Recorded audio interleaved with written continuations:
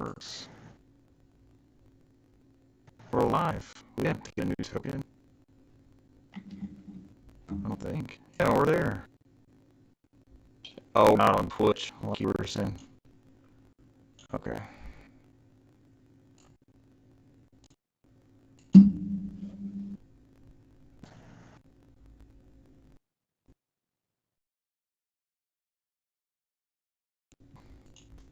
Huh.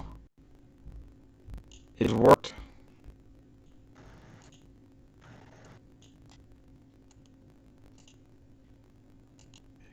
Audio.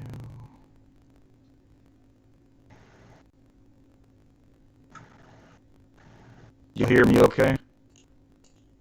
Better than before, it seems like.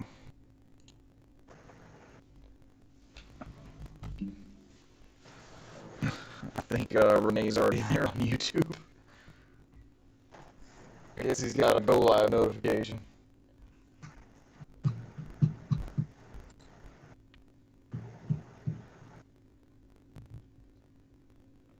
I'm waiting for that Twitch one though, because it did tell me that it needed a new token, so I'm interested to see how this works. We're still ways away. Everybody's week go well? Yes. Yeah, Cesar, you gotta tell us a story, bro. Oh yeah. Transmission. We are live. Do we want to go offline? Oh, Probably. Okay. Yep, there's our go live for Twitch. or we can do it after the After show. the show. It doesn't after. Okay. Because we all want to hear the story. If you contributed to our Patreon, you could stay late with us and hear the story. The after show. The NOFODcast Plus Yes. expansion pack. Yes. Well, you out there getting drunk, Renee? I see you got hangover gang. What's that supposed to mean? You got the chat pulled up? I did. Until you kick Renee. Now there's no chat. No, it says a hangover gang. I don't know if he's drunk or something like Oh, that. God. Is he on site or off site? I don't know. No, he's not No, here. off site. So Okay, so he's off site. Oh, Cutter's here. Welcome, Cutter. Renee said he's currently drinking. Okay. And then Cutter's Aren't we naked. all? There we go. The whole party started. I didn't see anything. All I saw Cutters was like a bunch of asterisks. I couldn't see anything. Is it naked? Is that what was missing? I'm naked. Can't be naked. Cesar says clothing is not Yeah, clothes optional. required. Those are required, bro. If I had the ability to kick people out of the chats, I would. Cutter. I just don't have moderator Cutter, abilities. take your naked ass somewhere else. Or lie. Yeah, don't touch her naked. Just lie about it, bro. Renee says hashtag hangover gang is a rap community. I have no idea what's happening. Where's this going? Tell them about the podcast, your favorite, the Southeast Premier Video Game Podcast. That huge community. Oh, Cutter's laughing. Cutter, if you can't come to the beach, you can't participate. Clothes or no clothes. I gotta see you once a year. Come to the beach. I didn't leave Back for Blood and leave verbal abuse to come to more verbal abuse. Renee's at Applebee's, so we're off. We're off on. Tell him to broadcast on the TV. Yeah. Turn us on Twitch and Applebee's on all the TVs in the bar. He says he's gonna advertise the podcast. Oh man, you can't make this stuff up. Friday night hijinks. Alright, I'm gonna keep OBS up in the chat and get the chat window.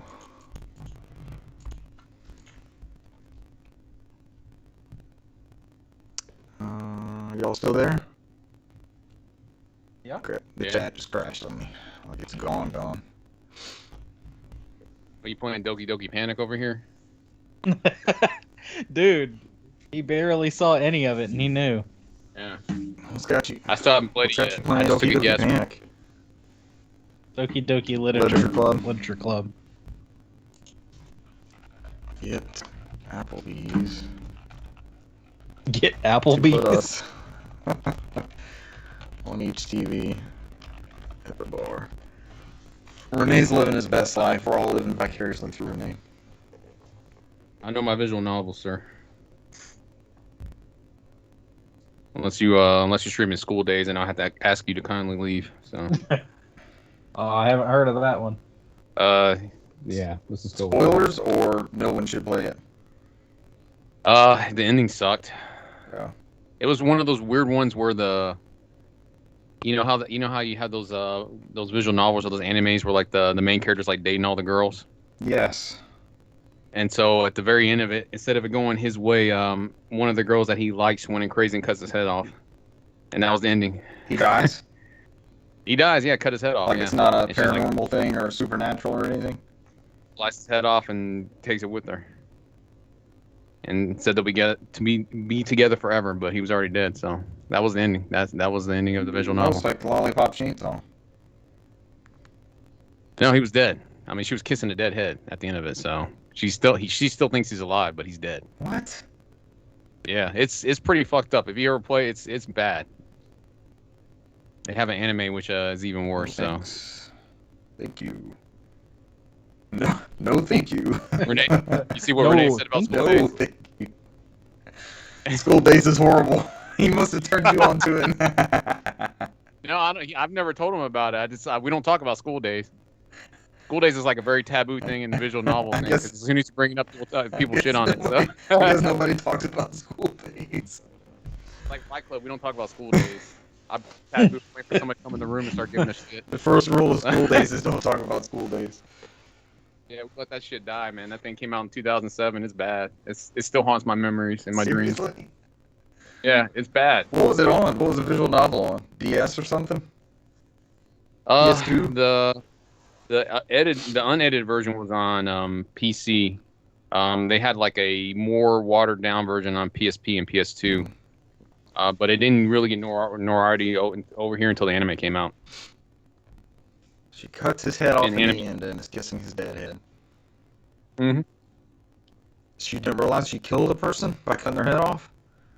She couldn't take it that he was seeing other girls, and she lost her mind. So it came out of It's true nowhere. love. I mean, I don't know how to explain it. It just literally you didn't see. I don't know how to explain it, man. It's like you didn't see it coming, and it just went this whole different direction for the last 10 minutes of the show, and just it was crazy. It was like a little slice of life cutesy thing until the very end, and then it just got dark and horrific and psychotic at the very last 10 minutes of the show. No part of this. He slept around a lot though. That's what Renee said. He like literally slept with every girl in that school. So Well, sure. Okay. That'll be hard to not think about. wait, yeah, just get it out of your minds after watching Oh, it. beheadings are a whole nother deal, anime or not. Renee says she thought she was pregnant. Okay, this gets even deeper. This is awesome. Renee, is this your lady from Dead Space 2 that you're talking about? Oh, the one that everybody Erica? hates, but Renee. Is it Erica? Wow, it's 8:03. I'm glad we got on early for troubleshooting. You did our normal bullshit before 8 o'clock. And we got 6 people. Welcome, 6 folks. I don't know why you chose us on your Friday night, but thank you. I like how Cutter tells you to unplug and plug your mic back in. Yeah, I'll fix it. Yeah, let me try. I haven't done that yet. Let me try. What's your IP address? We need to troubleshoot this. Let me remote into your desktop there. Were you just gonna remote in and just take them to naughty sites? The way this has a record of it. Yeah. Uh-oh. We can't hear him at all now. It's fixed. It's fixed. We can't hear him at all. We did it, gentlemen.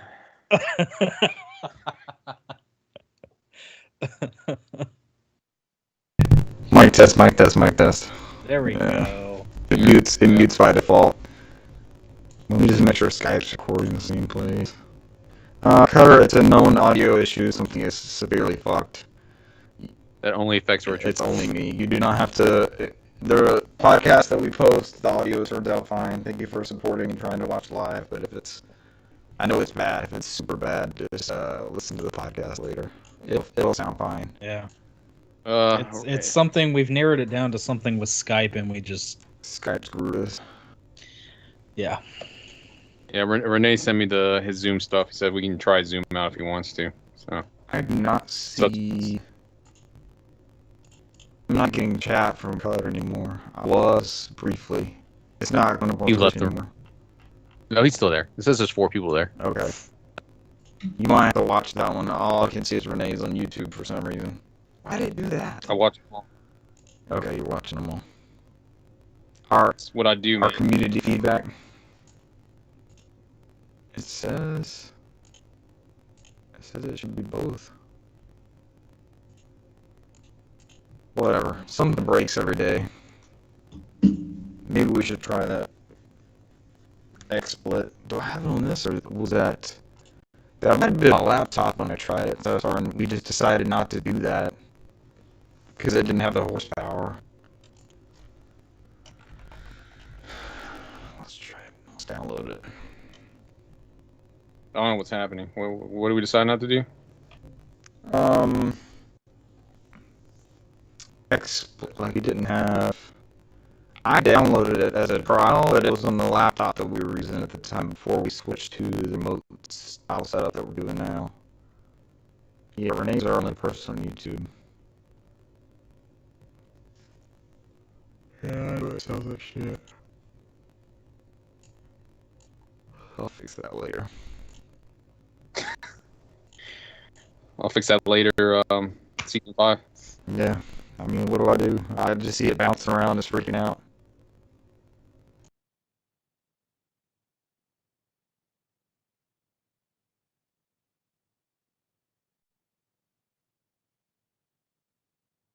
No, I can't hear you. I didn't hear any of those mic tests at all.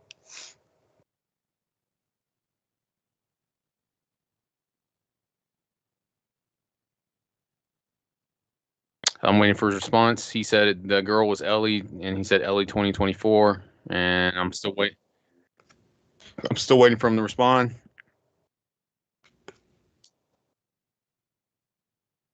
I would imagine.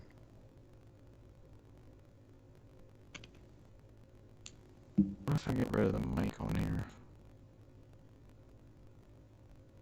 I can't delete it. Mic auxiliary.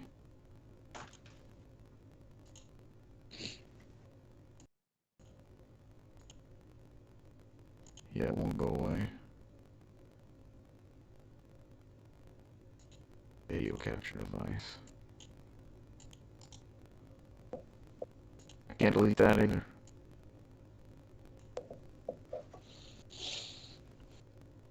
Whatever, I'm not messing with this. I'll leave it like it was.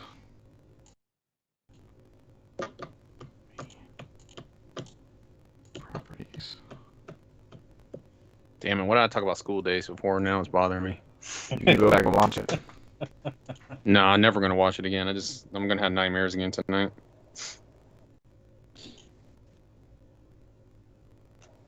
It was like almost as bad as last night where I fell asleep with the headphones in.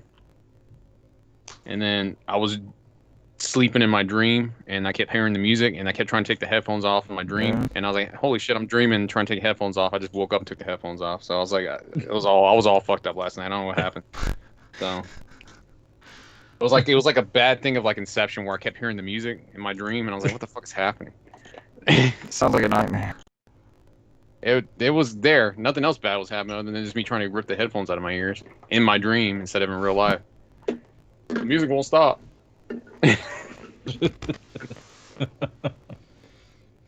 Renee says my phone is about to DJR. What is that?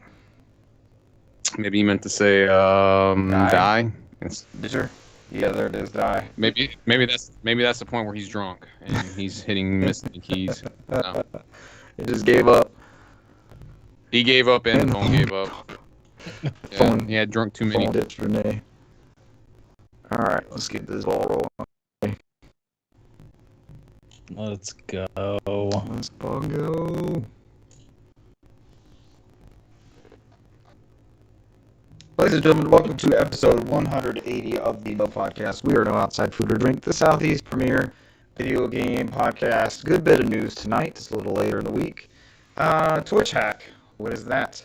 Xbox 20th anniversary accessories. Some pretty cool stuff in there. The official GTA announcement. GTA 6. Stay tuned. Breaking news on this NOFODcast is going to be GTA 6, clearly. I got to fix Brant real quick. So does look good. Let me do jumping jacks and then I'll redirect everything for you. Yes, please. That'll be a nightmare. Is Europe stuck at 50 hertz? Question mark. Nintendo Online. Brant's Animal Crossing Hour. I know who built the news this week. And Nintendo Online Expansion Pass expands Nintendo's wallets. Xbox Mini Fridge cooling its way into homes soon. And G4, the network we all grew up loving, most of us, I think, returns on November 16th. All of us. All of us. November 16th. What do those details entail? Find out later. I am one of your hosts, Richard Bergman, joined tonight by co-host Brant McKee. What's up, man? Newsmaster, partial newsmaster. I picked up his slack. I went to finish it up today, and it was all done. I was like, what the What hell? do I do anymore? What do I do in my life? My role. No, you built it out, and then I added the news story, so I do appreciate your contribution, Brant. And Cesar Concepcion the second. There he is laughing in the background. Hello. Yeah, I just logged into the Google Drive and it goes like, now you can block people in Drive. I'm just gonna block everybody now. Hopefully it's not our account. Hopefully you're not blocking people from our account. It's like I block people to prevent people from sharing unwanted files with you. Right click a file they shared you. It's gonna be Brant. Oh, Brant's God. editing the news and you're blocking them out of there. My most requested features finally added. That's really what you wanted? You wanted to block people from Google Drive? Just to piss them off, yeah. Me and Brant? No news for Bill. Alright, as long as we're not talking about the NOFODcast Google Drive, I'm good. Block away, sir. I can block you within Oh, Google dear. and the podcast. Yeah, get out your pan hammer, just don't use it against us. We don't need that here. I'm just gonna block myself. I don't know, guys. I couldn't get into the news. I don't know what we're talking about. Yeah. Block NOFODcast. Block ourselves. I can't even get in there anymore. You're preventing yourself from posting. It's the ultimate end game. We've taken ourselves out of it. Or Cesar took us out of it. I guess that's how it will end. Cesar destroys us. Renee said he's watching on his tablet, and he has an iPad Pro. That thing's like 12 inches, so whoever's behind him is watching as well. Whoever's in the restaurant, whoever's on his side of the smoking section. In the Applebee's. I'm sure half that store is watching with him now. Make sure they follow us, like, subscribe, ring the bell. What do the people say at the end of every video? Tell your friends. Go to our, what is it? You sell the t-shirts, something, Bubble. Teespring. There we go. That's a good one. All right, let's get straight into the news. I thought this was last week. I think we just joked about it, though. Cesar was teasing. Yeah. Cesar was joking about the millions of Twitch dollars that... Oh, they found how much we make? The millions and millions of dollars we make? With our 4 consistent viewers. Yeah, we've been doing this for, what, a year and a half now, and we can't get Twitch affiliation. They didn't want us to go away, so we just signed a deal for $50 million a year. Sorry you had to find out this way. Anyways, this comes from The Verge. Twitch source code and creator payouts part of massive leak. This came out last week, October 6th. This comes from Tom Warren. We're just now late breaking news from 2020. This got lost in all the bullshit of 2020. We're just now getting around to it. We're clearing out our news backlog, ladies and gentlemen. Cesar just now unlocked us from Google Drive and let us back in. Yeah. Holy shit, we're gonna be here for hours just going over the news of the year. Let's go. At least I have my Poly Megan by now, right? Yeah, instead of it being stuck in the port of Long Beach. With our swole heads. I'll let that go. So. Did you cancel? I did. Really? Yeah. I'm gonna let it sit there and see how long. I'll let that go. I ended up. Well, my Target one came in. I've had my Target one for a week now. So, and I was like, I'll just pay the extra $30 for the white Joy-Cons and the white dock. So I was like, whatever. You should have said something, man. You saw I sent you that picture of the ones just sitting in the store. On the stash. Yeah, the ones that they should have sent to us. Yeah. Probably. Thanks, Brent. Brent, you weren't charged shipping those. Yeah, somebody came after the fact and put a sign out there saying that was a Switch Pro and asked you to buy it. So Switch Pro here, buy it. That's a, they had heard your complaints and they came back and like, Brand, no, you're wrong. This is a Switch Pro. That is the worst Switch Pro I have ever heard of. But you have heard of it. Holy shit, we're never gonna get to this always news. comes back to We're never pirates. gonna get to this news. Yes, it's always back to pirates. No, Pirates of the Caribbean is like enthralled in my head. It's like I will casually whip those references out in the middle of work, and people just look at me and be like, "What?" It still holds up. That CG still solid. All these have gone past it. I'm like, I'm 100% maturing candidate on the Pirates lingo. I'll sit there and just spout stuff out without thinking about your it. programming. So it really is. I've seen the first movie so many times. So it's a classic. Okay, dear God, Twitch source code and creator payouts part of massive leak. The leak data also includes a Steam competitor. This came out October 6th, 2021, via Tom Warren at The Verge. Twitch appears to have been hacked, leaking source code for the company's streaming service, an unreleased Steam competitor from Amazon Game Studios, and details of creator payouts, including NOFODcast millions that we rake in. An anonymous poster. Upon millions. Or how many? Upon millions. Upon millions. An anonymous poster on the 4chan messaging board has released a 125 gigabit torrent, which they claim includes the entirety of Twitch and its commit history. Dear God. Holy shit, you can just download every Saturn game. I'd rather do that instead of downloading all that information. That's not even 125 gigs. Good God. Twitch has confirmed that it has suffered a data breach, and the company says it's working with urgency to understand the extent. The leak includes the following: 3 years worth of details regarding creator payouts on Twitch. That's got to be some interesting stuff. The entirety of Twitch.tv with commit history going back to its early beginnings. Source code for the mobile. Justin TV. Yeah, I used to watch soccer games on Justin TV. Source code for the... I used to watch Nickelodeon shows on Justin TV. It was just a video camera on somebody's Nickelodeon station. I was like, I don't have to pay for cable ever again. Before NBC's picked up Premier League stuff, it was on Sky Sports, and we never had a Sky Sports carrier over here unless you got some crazy DirecTV package or something. And the Justin TV feed was just a camera pointed at somebody who had the package. That's all it was. And I got to watch Liverpool matches. How much did Justin.tv make out of this? So do we find that out? That was a big deal. I'm sure. That was a big deal. I'm sure he made his millions and got out. So probably not as much as when Amazon bought them. Yeah, it's funny hearing the Giant Bomb guys talk about seeing that guy at E3 like walking around. He had the backpack on him. He's like, "Hey, I'm streaming. Look, you can pull up YouTube or you pull up this site and I'll be there. You can see your stuff right now." There was a time where we didn't have that. Brent, do you remember pre-YouTube days before you just like search for a video and watch whatever? Yeah. I grew up in a very precarious time. I saw cell phones come around and the internet come around. We're a little bit older, but I think we're all within that same window. Caller ID became a thing. You remember the back phones, the back cell phones?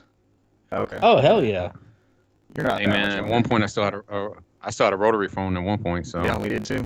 With no zip code or no area code. Remember that? Just a 7-digit number. Mm-hmm. I was pissed every time I had to go to 9. I'm like, damn it! And I had to go wait for that thing to go all the way around. Like, who starts with a 9?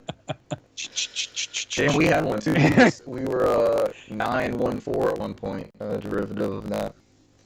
Oh wow. Code related to proprietary SDKs and internal AWS services used by Twitch. Source code for the mobile, desktop, and video game console Twitch clients. An unreleased Steam competitor from Amazon Game Studios, that's probably the most intriguing part of this to me, I think, besides the privacy. I mean, it's all privacy breach, but the creator payouts probably didn't need to be public. Data on other Twitch properties like IGDB and CurseForge, and Twitch's internal security tools. Interesting. The leak is labeled as Part 1, suggesting there could be more to come. Video Game Chronicle reports that Twitch is aware of the breach, but the company has not yet informed its user base, and that was updated later on, saying that they have confirmed that they suffered a major data breach. Yeah. It doesn't affect us. We're not. Despite Cesar's bold claims and threats to lock us out of the Google Drive, we are not being paid out by Twitch. Oh, threats! Get out of here, man. Those are Promises. Veiled promises. Yeah. Promises. Do we have any take on this? They're part of Amazon. Amazon doesn't have great practices. But they're part of Amazon Web Services, so there's a lot of people who use that. Thanks, Bezos. Yeah, Bezos. Yeah. If you weren't so busy sending William Bezos. Shatner to space, then maybe we could focus on. Get off the penis rocket. Yeah. Yeah. Not Fix even your security. not even letting Shatner talk when he got back down there. Just kept spraying him with champagne. Like, shut up, take the champagne in the face. As he's crying, he's in tears. He's like super emotional, and they're shooting champagne at a 90-year-old man. Trying to ask him what he thought about it, and he's just spraying it on him. I was like, oh Who god. planned this? Maybe he did. Maybe he was like, listen, when I get back, don't give me a chance to do or say anything. I don't know what I'm gonna feel or how I'm gonna say. Just spray me with champagne. Just constantly. I'd never want to be not showered in champagne. That's all I ask for. As soon as I get on this man. I want champagne and I want Leonard Nimoy to meet me when I land. They're like, sir, we can do one of those. We can't do the other. He's not with us. He's not with us anymore. I don't know if I would say that as you're trying to get back on Earth. That's I want to go see Leonard. What if you're in the thing and he wants to go see all the? I mean, he's Joker's 90, man. He wants to. Was he 90 or 80? I might be off there. I think he is 90. Hey, that might be your whole thing has been your popularity, your whole character has been based off the success of this franchise, right? And you've lost some friends that were a big part of that. Would that not be a good way to go? You know, if it went bad and just he's gone. He's amongst the stars. He's with divorced shit, Kelly. this thing got Hey, I'm just thinking about it. I'm thinking about it. He's old, man. That would have been. That's all we need now. We're gonna have like some kind of somebody's gonna do a YouTube video on us why Richard wished William Shatner was dead in space. Once William Shatner Watch dead. the Southeast Premier Video Game Podcast. Wish ill on the first Star Trek captain. And then someone's gonna edit your voice like William Shatner should die in space, and that's what it's gonna say when they have you say that on there. That's what we need. We need some clickbaity. Yeah. Just and like well, TMZ style video about us. Like, there's no such thing as bad press. Low-tier podcaster wishes death on William Shatner. Yeah. And you can't argue. It's like, well, he said that. I might have edited the clips a little bit differently, but you cannot deny he said those words. We hope William Shatner meets Leonard Nimoy and dies in space.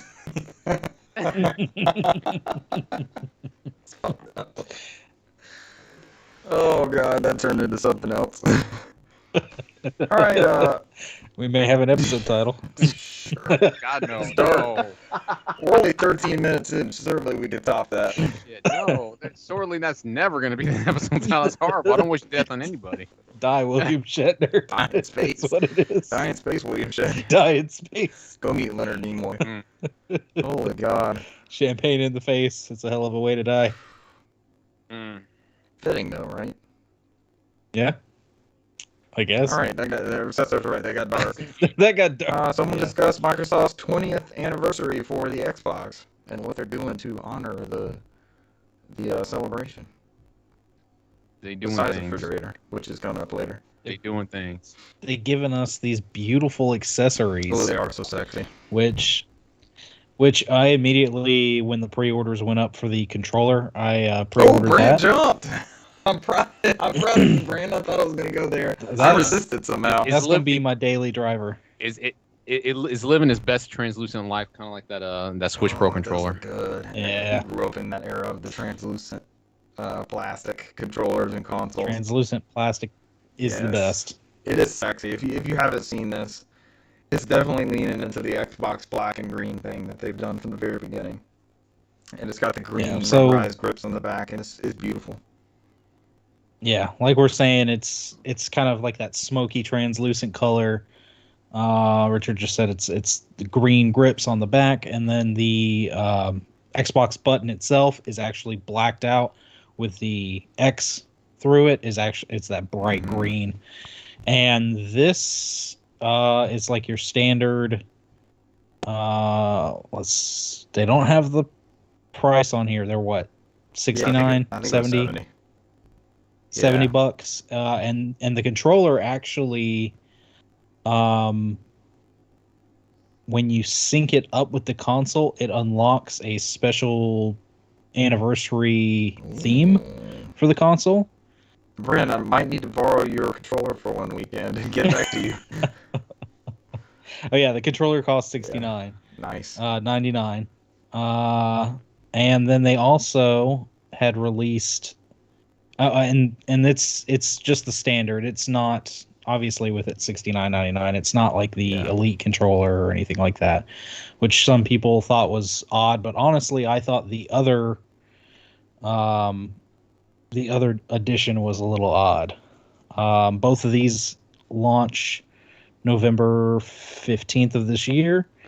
And the other accessory I'm alluding to is the stereo headset. But it's the wired stereo headset. Not the Bluetooth $100 one that I can't get to work on my Xbox for some reason. Yeah.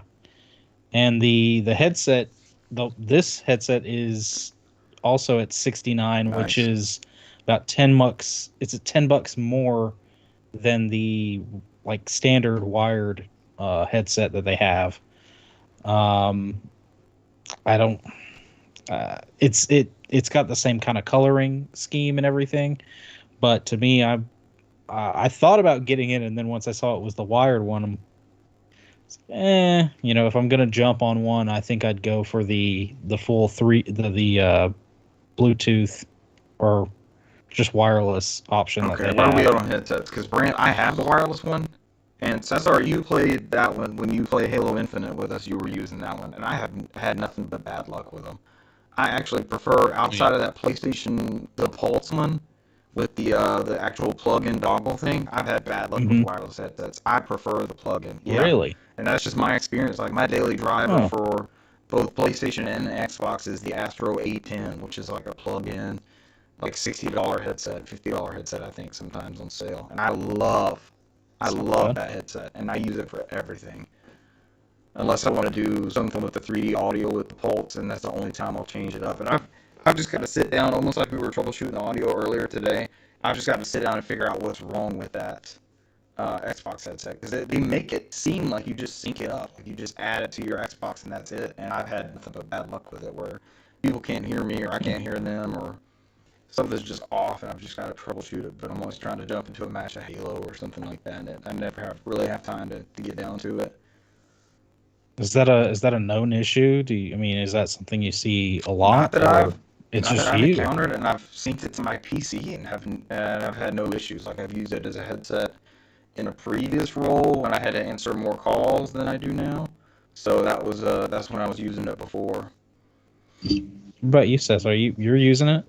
Yeah, I've not used any of the wireless stuff. So. Yeah, he had no problems with Halo, and we heard him flawlessly. Like it sounded perfect when we were playing Halo. Like I'm sitting right next to Richard's right ear, just whispering in it. All right. You actually were, though. You didn't even need the headset. I'm like, please take the fucking headset off. You're just right there in my right ear, just talking to me. It's like I'm tired of the hot breath in my ear. Just stand back and talk normally. Get your pop filter out. You spit on me. But these are two really good-looking accessories. I resisted, Brent. I'm very glad that you caved. One of us had to cave. Oh yeah, I saw that. I was like, man, that looks damn good. I've got to. I jumped. Yeah. I had just. And it was a little odd that that's the only way you can get that theme as well. But I was like, it's worth it for the controller. Definitely. It'll come to other platforms. 6 months. Give it 6 months. Yeah, on Switch we can have the exclusive wallpaper, the exclusive theme. No, I'm excited for this stuff. They're really leaning into the 20th anniversary of the Xbox, which it doesn't seem like that long that it launched. Like, we all remember when Xbox was the new kid on the block. And they picked up a bunch of the Sega stuff, and then they had Halo, and then they had Xbox Live, and it had a hard drive built in, and they just took off from there. And it's wild that it's been 20 years. It still kind of blows my mind to think about it. But they're really leaning into this anniversary, and we've noted that like Nintendo has let some major anniversaries come and go, and even there, do they ever celebrate console anniversaries? Not like they do franchises, Not really. right? They did for what? Maybe. Like we got a big Kirby collection, we got the Mario stuff, the Game and Watch, we're getting a Zelda Game and Watch. They don't really, it's not like, hey, the NES launched 35 years ago. So that's kind of cool to see this legacy built in. And they got a whole bunch of we didn't put in this news, but they got a whole bunch of like gear, like hats and shirts and pins and all that kind of stuff. So I thought about something else. I actually thought It was all part of the plan. I just stand here silently and just take over the screen. I actually got our shirt that has all the logos on it from start to finish. It's like the first Xbox logo, then 360, then One, and then I guess it says Xbox Series at the bottom. But it's just and they're in green on a black T-shirt. It looks pretty damn good. I haven't been here for all the Xbox systems that they launched. But that is your Xbox 20th anniversary collection, and like Brent said, it's the only way you can get a dynamic background. Which I'm gonna need to borrow that for a weekend. Oh, that's what I was getting to.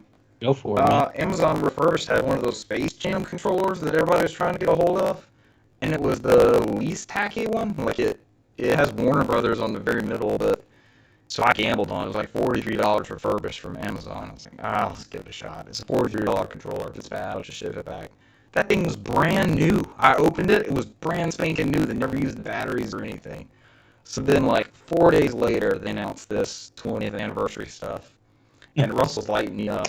Friend of the show, Russell, he's like, "Man, are you getting this? It looks great. Look at that green background." And then Brand's telling me he gets it, and I'm like, "No, I just have the Space Jam one. I'm never using more than one. I use 2 at a time, 3 times a year, possibly." Did Russell get one? He is trying to get the Halo stuff. I think that's what he's after, is the Halo stuff, which I don't think. Between us, the Halo stuff looks worse than this 20th anniversary. This looks more Xbox-ish than the Halo ones. The controller looked better than the console, but honestly, between the Master Chief controller and this controller, the 20th anniversary, I'm gonna pick the 20th anniversary one every time. They did the Halo controller has the D-pad is like his visor color, but it just looks funky. I pre-ordered the 20th also, so. It looks good, right? Like, this is actually legit. Y'all might talk me into one. Next time it comes up, I'll probably jump in. Damn you people. Do what you want, man. I don't Damn you people. I got my Space Jam controller. Now you gotta one up us. Now you gotta get the headset and the controller. I already did. Oh, damn. I pre-ordered the headset. I was just for the headset. I just like headsets, man. I put it in my cart, and then I was like, I don't know. It's good. It's Brent, it sounds like the sounds I got off my PC was incredible, and that was the wireless one. I actually would be willing to get rid of the wireless one and keep this. I'd rather have the corded one and just plug it in and know it works.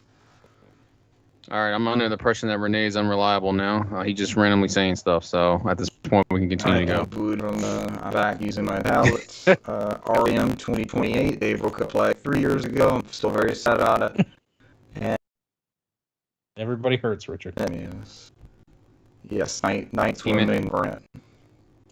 So he's screaming Rim from ReZero, and then he's going Hime. Oh. I don't know what he's saying, Princess. So don't bring up Rim. I'm still pissed off that nothing happened. Don't worry. No, I mean you got another story arc, and then everything be back to normal after that. So good. So do you need to leave us and head to the local Applebee's at this time? I think he's still in whatever state he's in. So we know what state he's in. That's why I'm asking. Do you need to go get him from Applebee's? It will probably take me 16 hours to reach to him. That's not the state I meant. It's okay. The staff will call the cops on him before Cecil could even. I don't remember where. We love you, Renee. Oh, he says the Crunchyroll VTuber. I don't know where he's at. I know he's in the Midwest somewhere. So I don't know. You want me to go get him in the Midwest? I literally will not be back for the rest of this episode. So. Oh man. Poor Renee. We love you, It's Renee. over there at the Applebee's, don't you know? Oh, Somewhere up there. I don't know. Maybe Renee will say in the chat where he's at. I don't know. I don't remember what he's state in he the was in. United So. Dakotas. One will wish Mega Mega Coda. Get out of here, United Dakotas. Mega Coda, man. Get it Mega right. Coda. Is it Megalina? What do you do with Carolinas?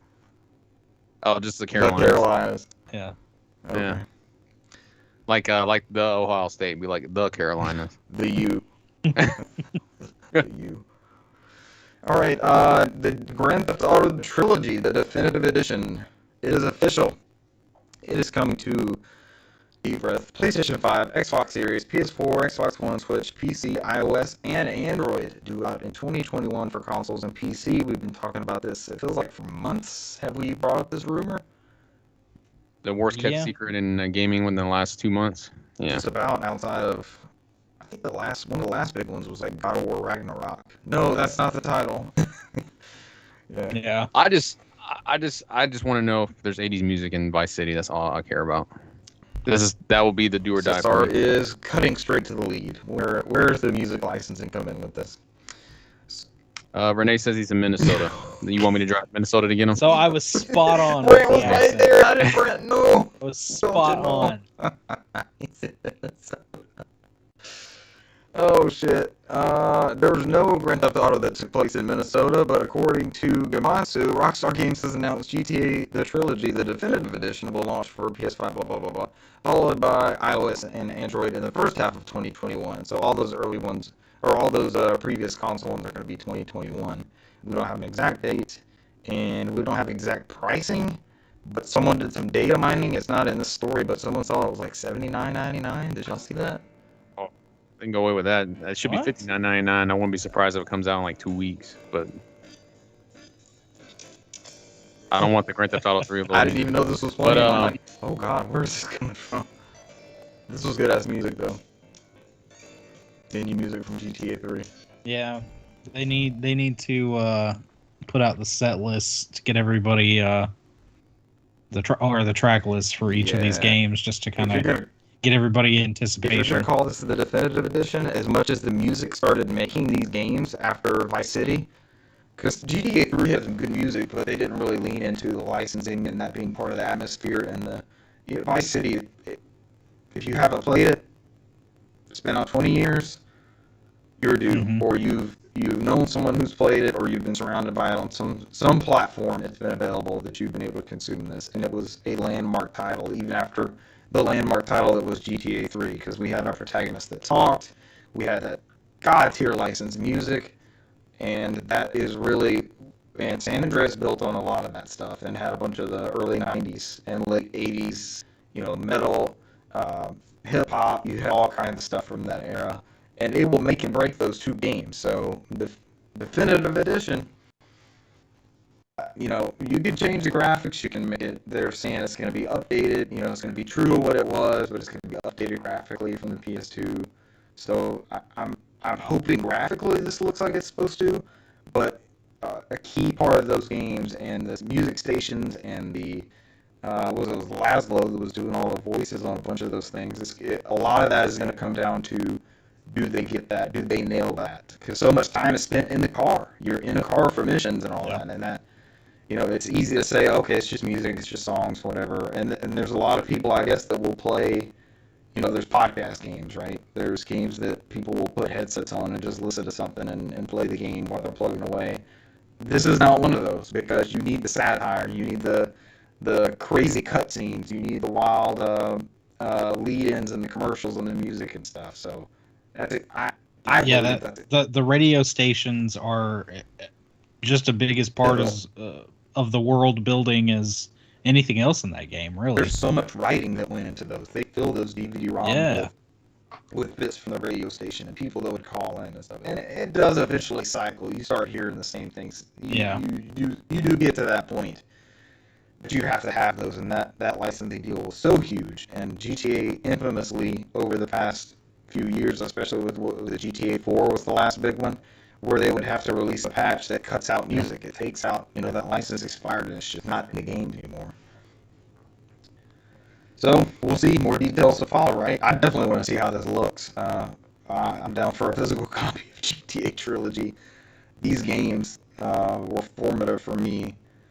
I didn't beat any of them, but just the zeitgeist of what they were and when they came out and what they did for games and all that is they're landmark titles, like I said before. So It was always fun to just get in there, throw in the cheat code for, infinite ammo or tank. a tank or I didn't even say a tank. just go down the street Yeah. and just fuck shit up with that tank.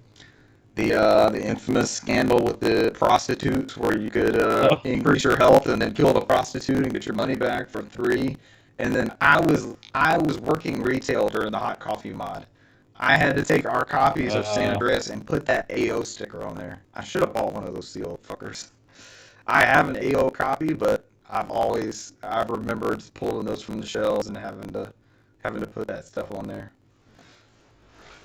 Alright, so we'll see. There's going to be some more details coming up. The existing versions, I think this is key too, the existing versions of GTA 3, Vice City, and San Andreas will be removed from digital storefronts next week. So I think that's very soon. This article came from Gamatsu and Saurmano, and that was October 8th. So if for some reason you want those versions on Steam, go ahead and grab them. What else are they available on? Where else can you get those digital copies? Do you know? Is there anywhere besides Steam? I don't know. iOS? I was about to say, yeah, there's some on iOS, but I know some of the iOS ports are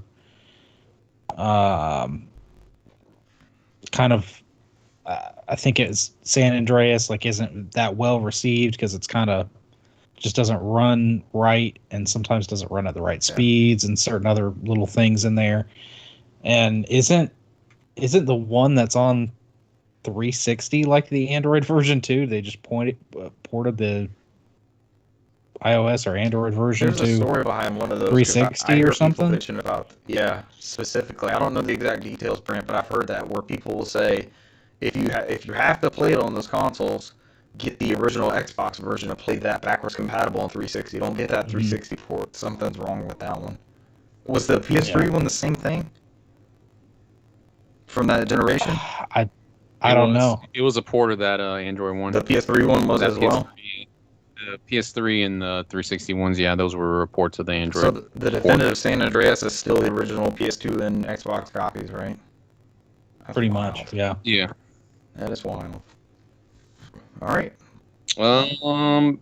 Yes, I think they did the PS2 emulated ports on PS4, so you can play those Via the PS2 classics or something. No, remember when they were going through and doing those PS2 games? You can play Grand Theft Auto on PS4, the original trilogy. Those were those are just emulated copies of the PS2 ISOs. Okay, it's not under the PS2 classics banner. Oh. Mm-mm. I mean, it's got full 1080p trophy support. It's just up on the upgraded emulator. So that one's gonna get pulled. Oh. That'll be one of the ones to get pulled. I don't know. It says all digital storefront, so we're guessing that one maybe. Yeah. I don't know if you really care about having that version. There's no path to victory that they mentioned, right? So if you want that one distinctly, for some reason, maybe go grab those. I think I got one of those at some point. I mean, it was on sale pretty often. I mean, because they came out with an emulated version on PS3 also. So, I mean, it's been supported through multiple generations. I just think the separate physical copy they had on PS3 was the Android port. But you could buy the PS2 on PS3 classics on there. Hey, people bitching about GTA 5, and they're still selling us GTA 3 across all these PlayStations. PS1's the only one you can't play GTA 3 on. Would love to play GTA 4, you know. Is that one going to be lost to time, you think? I mean, it's backwards compatible on the Xbox, so, I mean, it's... Yeah. So there's doing a live check for us. I'm certain I own it. I don't... They do.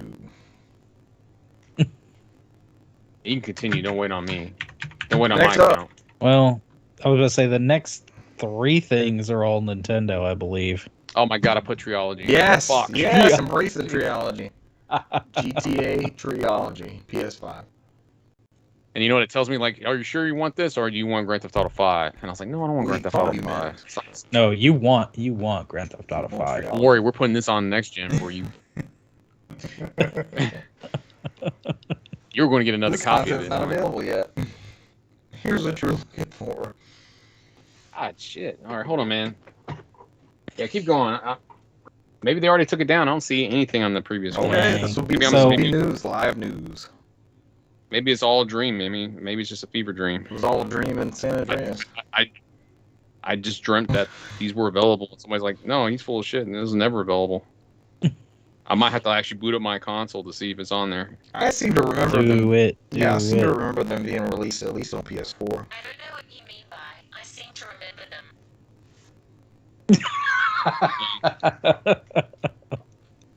Where do we go from there? I was hoping it would play song and be like, technology awesome. Remember?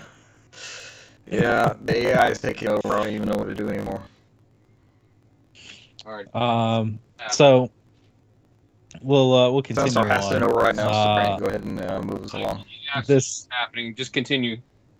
this next part, like I said, it's some Nintendo news. John Porter of The Verge reporting on the fact that some people were noticing in the European Nintendo Direct when they were talking about the expansion pack plus or whatever, for the that some of these for Genesis and 64.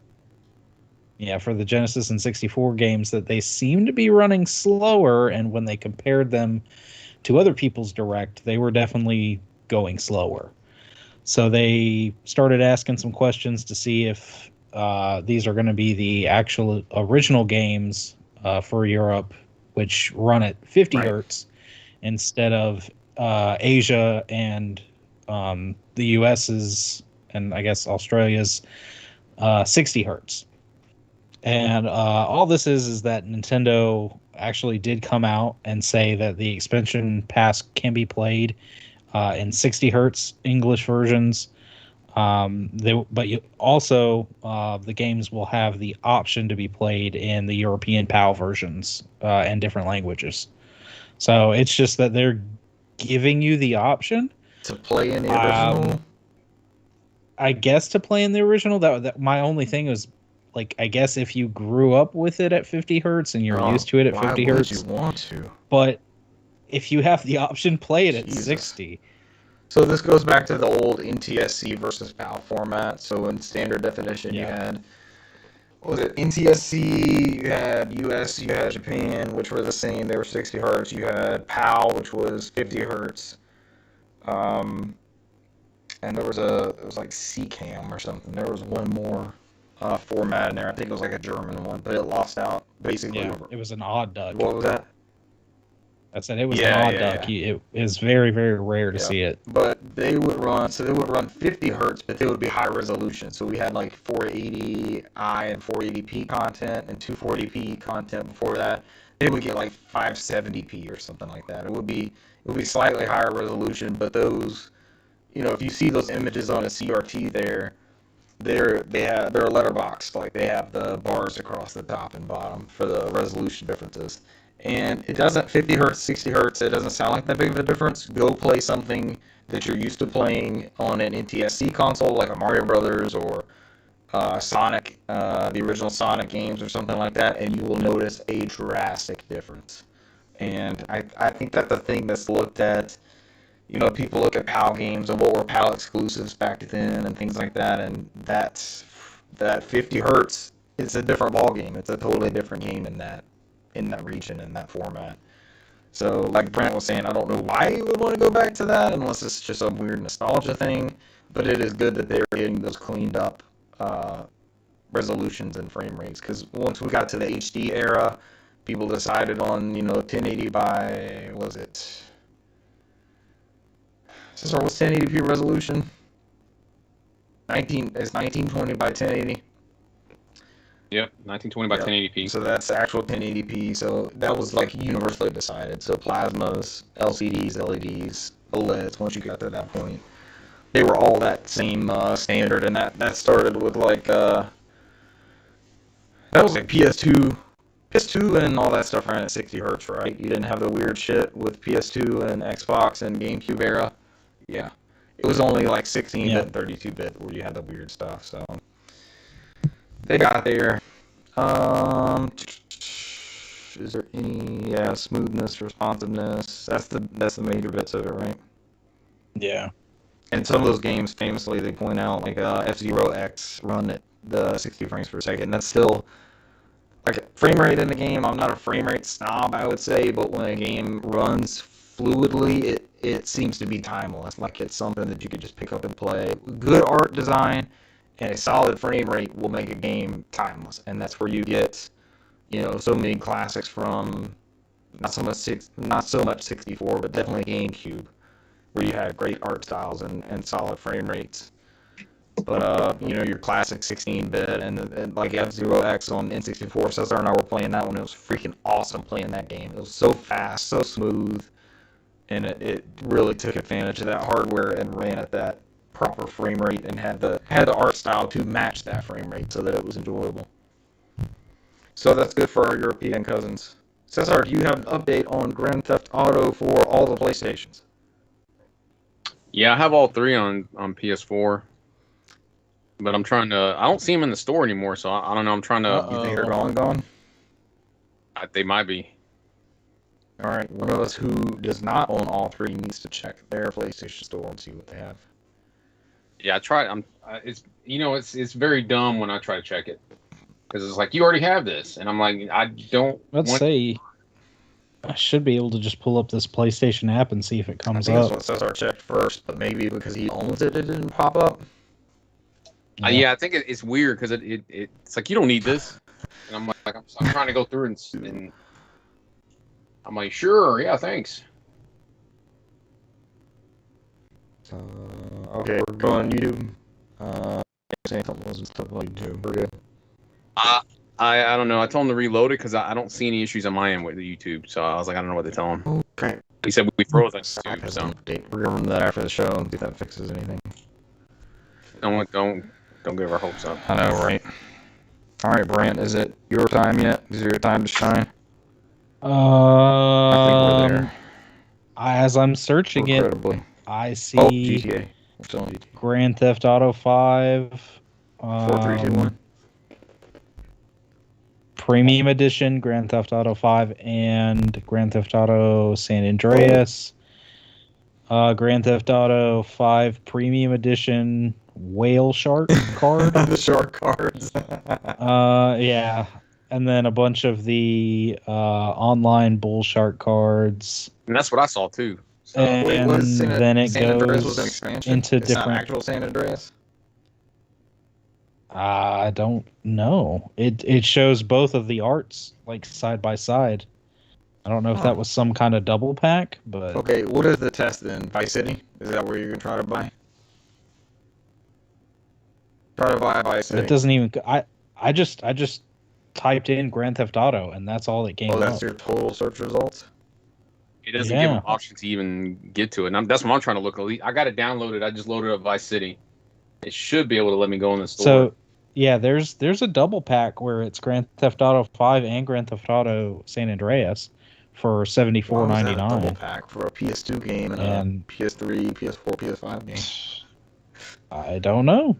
Oh my God, they ported over the horrible load times. I see that. I'm watching it in real time. Copyright strike. No, we're streaming. Folks want to stream games. Cesar, you just keep this angle and play games all day. I could and just keep looking at you guys as I play in the back end. Oh, there we go. Take it down. Scandalous. Adult content. Do you think they would be on like PlayStation Plus?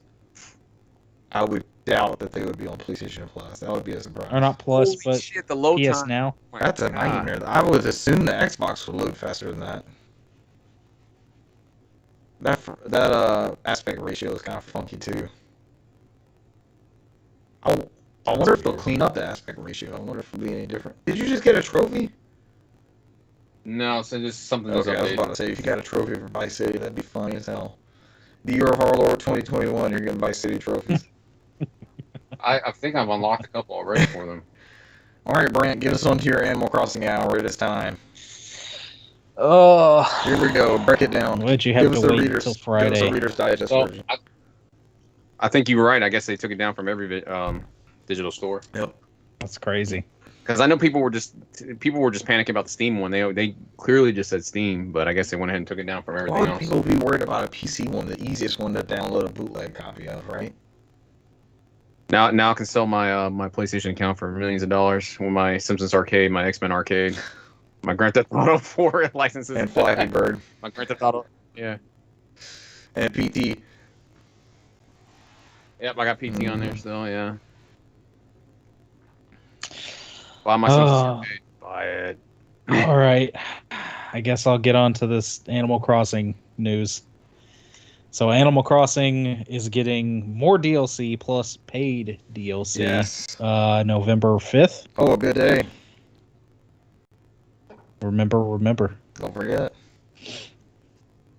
So they went through first and talked about the next free DLC that is coming up, which consists of a lot of stuff.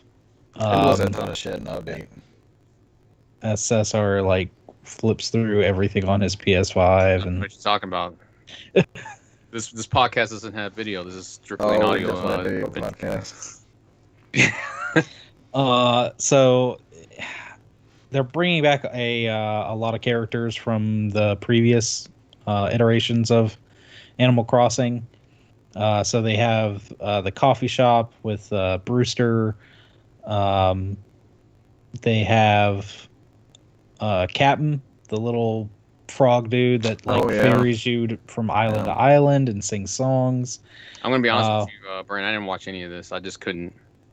Well, Brent was on site. We had our correspondent out. Katrina the fortune teller will appear on Harv's Island, and gyroids have returned. The hell's a Yo, where gyroid? did these start? I remember seeing these It's things. these weird little wiggly It's like dudes, a fire and hydrant they make looking thing. songs. It's like a Yeah. cactar fire hydrant from Final Fantasy. Yeah. When you hear them, they Um, sing, right? Yeah. But they have like other things like KK Slider's gonna have more songs. Yes, finally. This is what I'm back for this. Music New update. hairdos, more items to buy. Your house storage is now a little bit more than doubled. That's a big There's improvement, right? Like I don't think I ever ran Yeah. out of house storage, but I ran out of pocket storage. Yeah. That was annoying. I played the game for 30 days. I don't know what's gonna happen when I log back in there to see They're gonna be what's mad at happening. you. So Everyone's dead. there's gonna be nobody Everyone's there. It's just gonna be me and I. Everyone's dead, gosh, just like man. William Shatner. I mean, if that's what it takes, oh god, if that's what it takes, it's for me not to play the game for 2 years to do some kind of like murder mystery thing. It comes in like, hey, hello, you unlocked our Knives Out version of it, and I'm like, all right, let's That's fucking go. interesting. Game of the year. Yeah, Who done it? Animal Crossing. Who done it? yeah, I'm like the fucking Inspector Daniel Craig. I'm just trying to figure out who did it. I'm just looking for whoever doesn't have an iPhone because I know if you have an iPhone, you can't murder people. You're So Inspector Clouseau. Gosh, back. more. is that option in there? Can I jump back in? No. Is that an option in there? For a murder mystery? Let's see. For Animal Crossing, I log out. I don't go in for 2 years and then log back in finally, and you trying to figure out who murdered all these Walk people. with each other, all the villagers. It's like 5 people alive, but like the other 10 are dead. Gotta figure out who done it. I'll play the shit out of that, That's man. actually pretty intriguing. All right, so there's a murder mystery. What else is I'm in the sorry, DLC, Brandon. Brant? There's more hairstyles and cooking. You'll I soon be like able my to story cook better. food. Damn it, let's go back to my story. But Hairstyles and cooking. there's all sorts of crap. But the next thing is they're actually gonna have paid DLC, Shit. which is $24.99. Oh shit. That's the expansion, right? Like And the it new is- Leaf expansion that they came out with. Essentially. But it's like that. It looks like the Happy Home Designer stuff, right? Like Yeah, this is 3DS. Happy Home Paradise, where you Whatever that can, you know, if you are tired of playing games and not having like a job or anything, this, Someone you in can real come life, home. real Yeah, life you can. game. Yeah, you can come home and get a Confused. job in the game and Stop working in You real know. life and just work in the game. How design much does people's it pay? you design. I don't know. It pays bills. But Somebody have to pay the shit out of me to play Animal Crossing professionally. I don't know, man. you I like have to to give a lot. design people's dream homes for their or dream vacation homes. Which there's a lot of different customizations, such as building walls and pillars inside the home, uh, creating accent walls, and you're pretty much only confined to the fact that they usually have certain items that they want in the house. I So, stopped listening after the parts that you said Pillars of Autumn. I'm still waiting. so Richard will not be playing this at all because it's just like the point where he stopped, where the people need like 3 specific pieces of That broke furniture it for me. in That the broke home. it for me. Yeah. So, How do I get them here? You have to do Okay. this. Yeah, I think I'm done. Yeah, but how many people? You ended up getting like at least one person on the island, right? Didn't you? No, I had the 2 people that it started me off with when they tried to send the 3 people in, and I was given that shopping list of stuff, and it was stuff I wasn't even interested in. You're gonna make me get something for myself, and I'm not interested in it, and you want me to do it to try to entice somebody else? Yeah, that's where I fell off. I was done. yeah. And that's the whole thing is you're designing all these houses for different people, and then you can even get your villagers involved and scan amiibos in to design for specific characters and all this stuff. So But is somebody's gonna like it, but I don't think it's for any of us. but they're not expanding the island. It's still the same small island, right? They're No, not this expanding this the size. takes. Well, your island will stay the same. You will Okay. now travel to like different islands. This DLC takes place like on its own Is it like the island, dream thing they did? and then Okay. kind of. So And then when you design for specific characters, it will take you to like completely different islands basically, and you just have like a plot of land and a home, and you can design inside, outside okay. based on what that character wants or likes. I mean, so is there a point in the game where I can just go to other islands and just annex it and just add it to my island nation? I wish. And Conquer we'll call it Animal Crossing Tropico, and then I'll have Cesar's manifest destiny game. Oh God! God told me I could take that that place. Dodo's plane turns into like a bomber. You're just like dropping bombs around. I'm sorry, guys. I make more interesting Animal Crossing games than Animal Crossing itself. It would throwing be it out more there. interesting. I just that like way. how we turned this into, like, Cesar and I are the kids in the class that hate math, and so we tune it out, but now Brant's presenting, like, the math problem, and we all have to pay attention. Brant's looking at me like, shut And the I'm fuck calling- up, Cesar. I'm Shut the calling fuck. Let me on both finish. of you Let me finish. to give Brant's me like, the let me finish, answers. and then joke about it. Let me finish. I'm not done with the equation. Like, let me finish, and you can make fun of it. Please let it stop, please. Brant's over here looking at me. Please let it stop. So the people who are, Brant, was that all the update? Essentially, the next part of it actually goes into the next news thing, which I guess we can transition into. We'll time out real quick. The I wanted to cover Yeah. cover this before we get to the page here of it. So you're an Animal Crossing person, or you were more so at one point than Cesar and I were. It seems like Yeah, I've played New Leaf and New Horizons. I enjoyed them for a it seems time. like the consensus amongst Animal Crossing people is that this is a good expansion and this is good content. Do you agree with this as an addition? It's yeah. a lot. So it's not for me and Cesar. Me and Cesar are going to make our jokes, but it does seem like it is good for Animal Crossing people. It is something that they want. Yeah, I guess On Guy Fawkes Day. because the whole thing is building and designing your own home, building and designing your island for this specific iteration. So I guess if that's your jam, then being able to do more of that for different characters and things might be exactly what you're looking for. But to me, I'm like, at this point now, like during COVID, it was completely different because I had a lot more time on my hands, but lately it's like I'm playing what I need to play. Right now, Animal Crossing, I keep like looking at all the stuff. That looks like a lot of work. Yeah.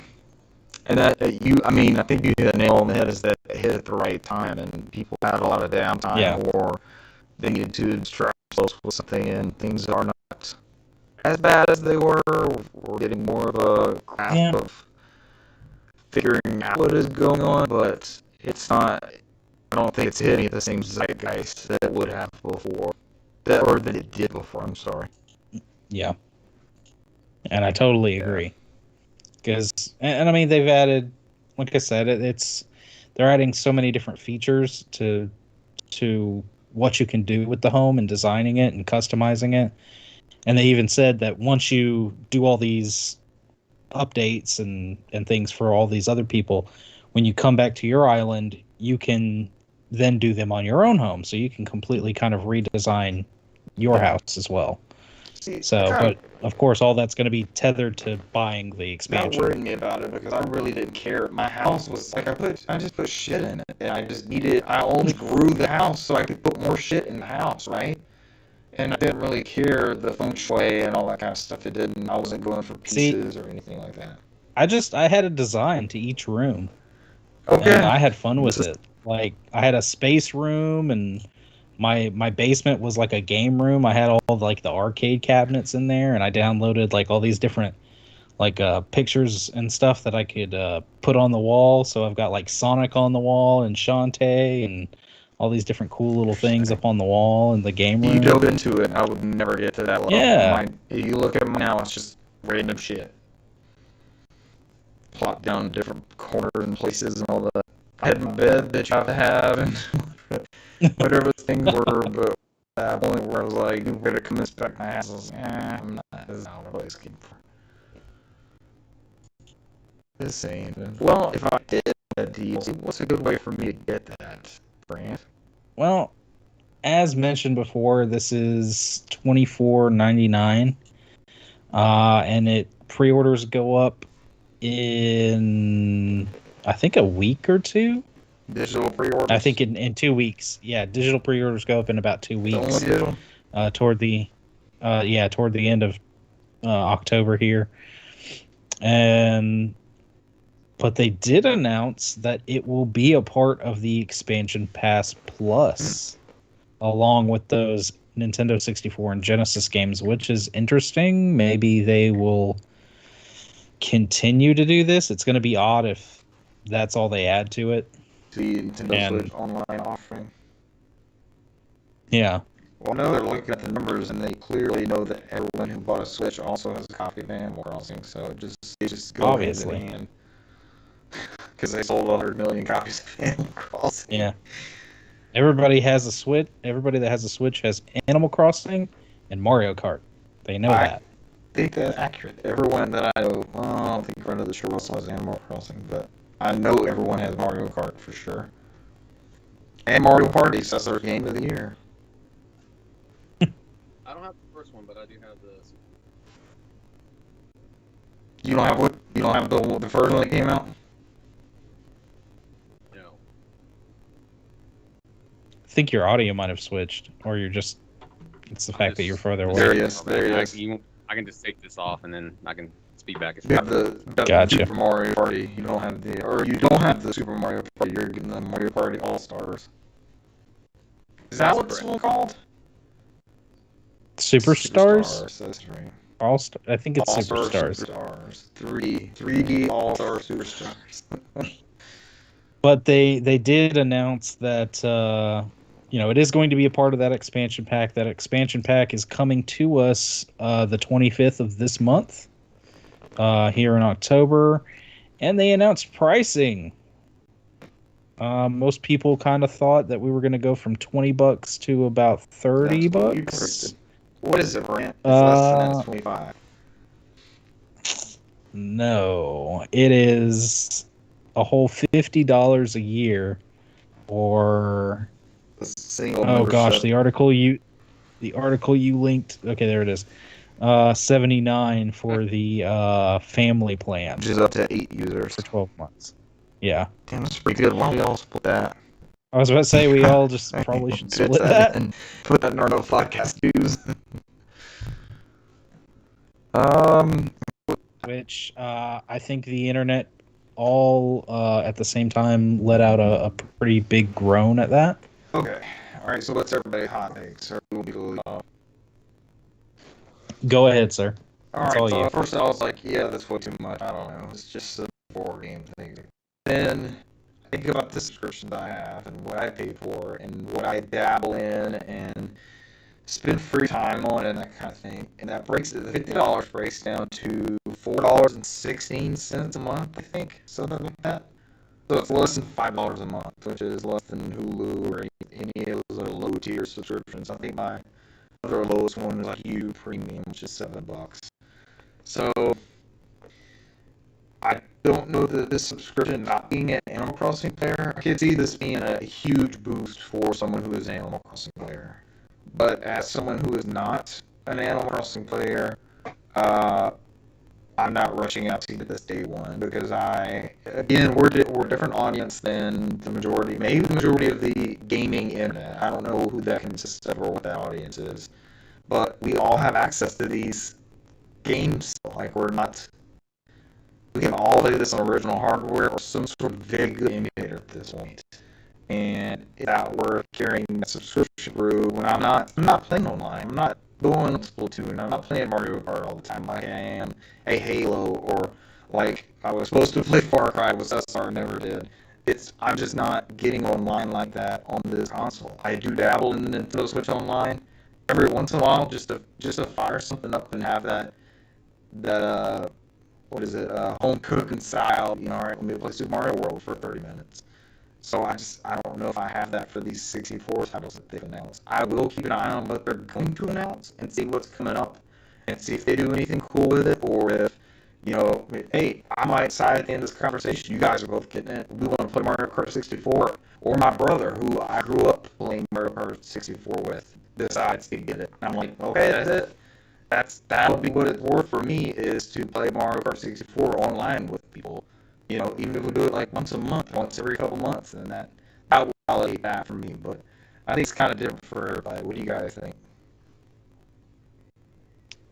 I think the frequency at which they update the expansion pass has to be up there. And history says that is not going to happen.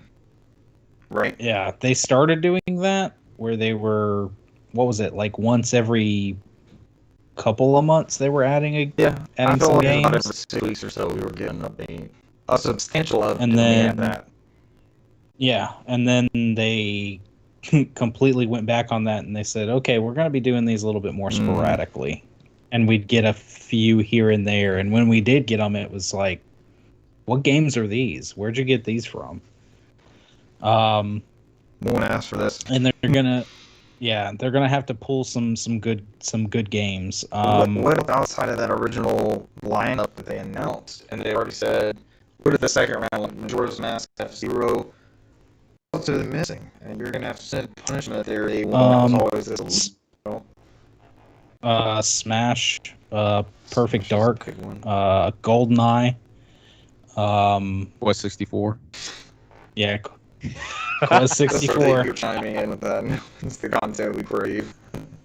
No, I mean, Rare has some amazing games. I think one of the best 2D platformers I played on there was Mischief Makers. The deep cut. Yeah. Ogre Battle 64 is kind of locked on that console. I think maybe it was a Wii Virtual Console, but we can't get to that anymore. And it was also on Wii U as well. All right, so that is actually still. I've bought it multiple times. I'm tired of buying it. I still have a box copy of with box instructions. Oh shit! What was? Yeah.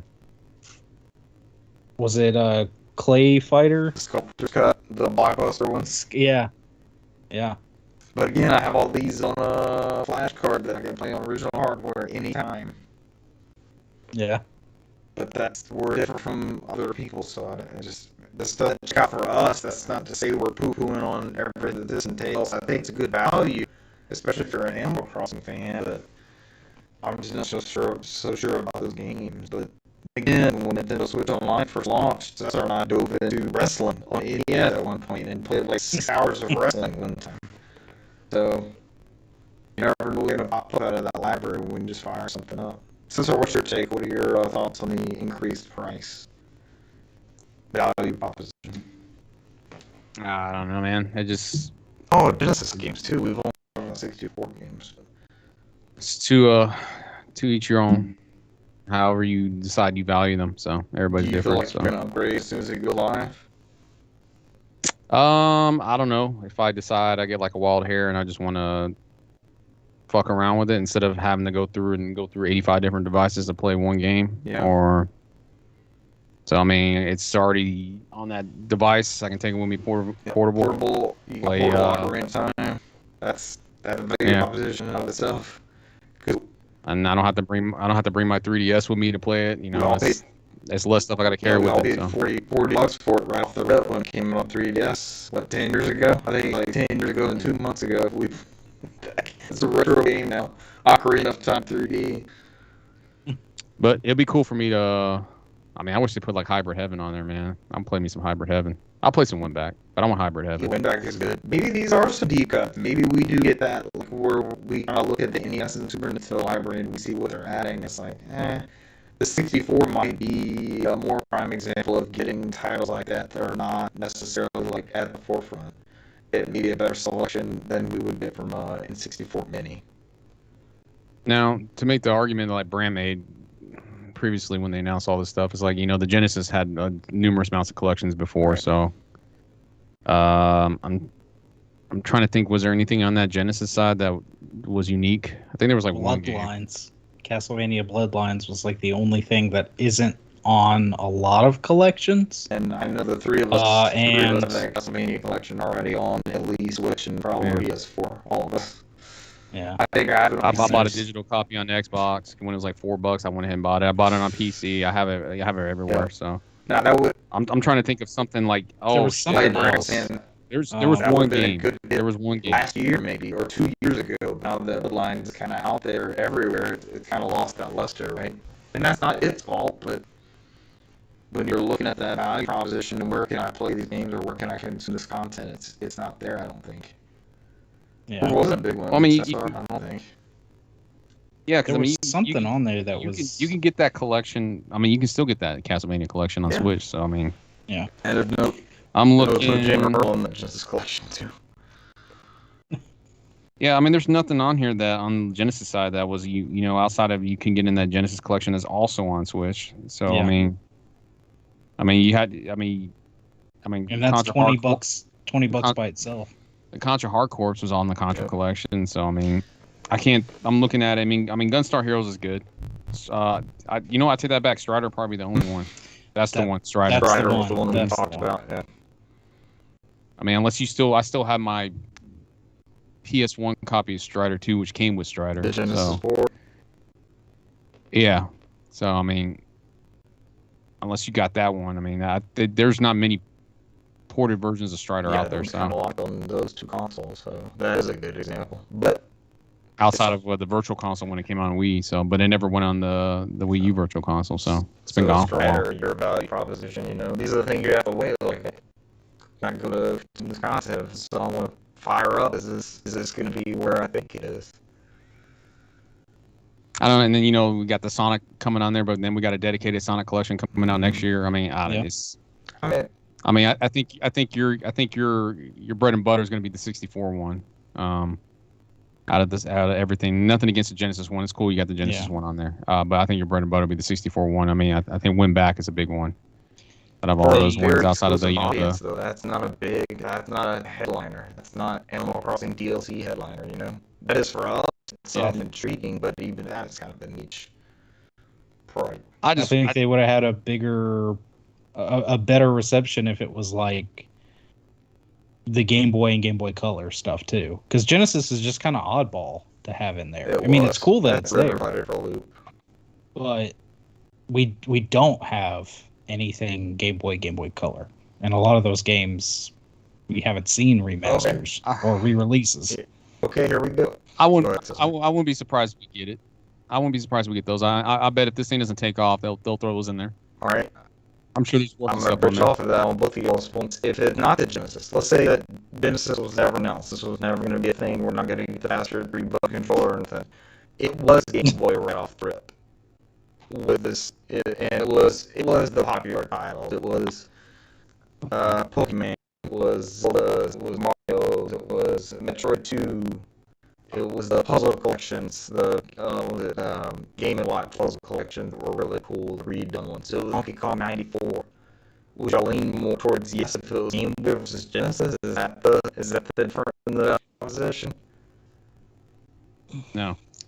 No? For me, a little. I mean, I've got so many ways to play all those Genesis titles. Game Boy. At the no, moment? Game Boy. Genesis is gone. They did announce the But- Game Boy. No, I'm just saying that, like, I've got so many ways to play those Genesis Mhm. titles that right now I'm more on I'm gonna wait and see what they add maybe in the next month or two to that service. Because they haven't taken any away, right? So Before I you're jump. not at risk Yeah. of missing out on content.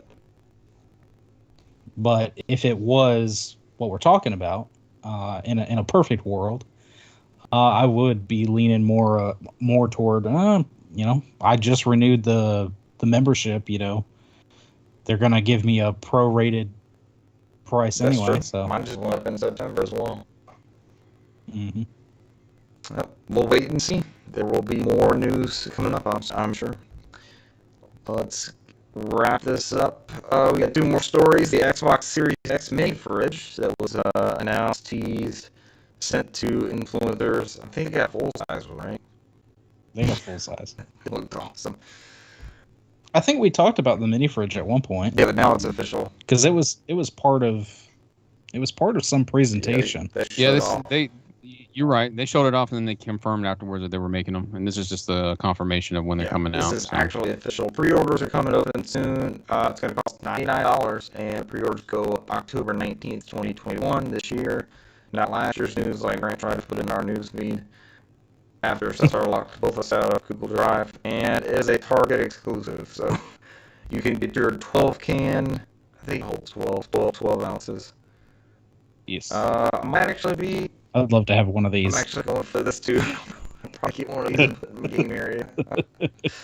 I'll put a little beer fridge in the room next to the room with the beer fridge. It does look cool though, and $100 Yeah. is not an impossible ask. It's a Yeah. solid device.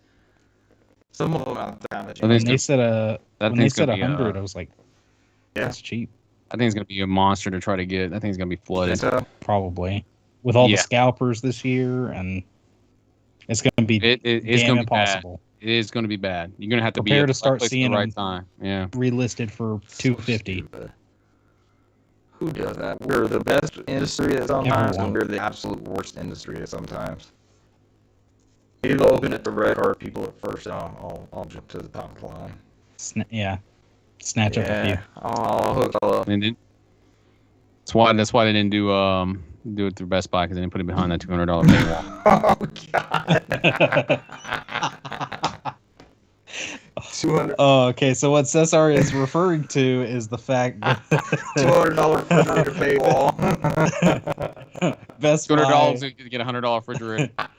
Best Buy is they announced that they're going to be allowing people to get some of the current gen consoles that are hard to get, but only if they're members of the what's that program called? Total Tech, I believe. Total Tech, which the membership is not cheap. It's $200 for a year, but it gives you like Ultimate Geek Squad support, and it puts you in the top of the queue for PS5s, and so it's like, are we supposed to use the term scalper? I've always used the term scalper. So Yeah. who buy and not Resellers. it's like a reseller / scalper's pass, right? So let's just Yeah. stop somebody to spend $200 to get this and start flipping shit. Encoding overloaded. That's weird. Everything looks fine so It's far. bogging out here though. Doesn't say anything's not keeping up here. I'm just getting weird OBS here. That's all it is. So I'm assuming one who bought the Best Buy Super Deluxe customer fast pass for Best Buy. Nope. I don't know. I think we need to upgrade. Okay, Xbox Series X mid fridge. Notwithstanding, we actually need to upgrade our refrigerator.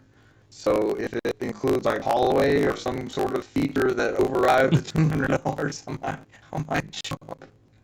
I'll ship that credential to y'all. I can use my tech fast pass. So what did they say? They said, the average price for people who are playing scalpers for consoles now, they dropped a little bit. I think they said it was like $700. So I Yeah. mean, even if you paid the extra $200, you get a guarantee that you can at least get a PS5. I guess you get more out of paying the extra $200 at Best Buy than just paying a one-time $700. I mean, you at least get all that extra stuff for a year, even though you may never use Do it. you think you're never gonna use that $200 ever again? You're just gonna one time get a PS5 and that's it. Is that? I mean, that's what Best Buy's paying But- on, right? Yeah, but then they have what happens if something else comes out because they're supposed to give you exclusive first-time offers on other stuff. So I mean, it's all a bunch of what ifs. So I mean, if you end up using it on something else you really want that's hard to get, then I guess at that point it might be worth it. I don't know. You're taking a gamble, but $200. I don't need I don't need tech support. I don't need Geek Squad tech support. I can do my own stuff Correct. like that. The cool stuff is if you buy products from Best Buy, I think they said on there, they'll do like the installs either for free or a lower rate. So if you don't want to sit there and mount your TV on a chimney wall, then sure, Or if you're a solid early adopter. So if I know in the next year I need a PS5, I'd like a Series X or a Series S. I'm gonna get one of the new MacBooks. I'd like to get this hop for a new iPhone. Maybe that is worth, knowing that you're included in that list, right? It's still weird territory.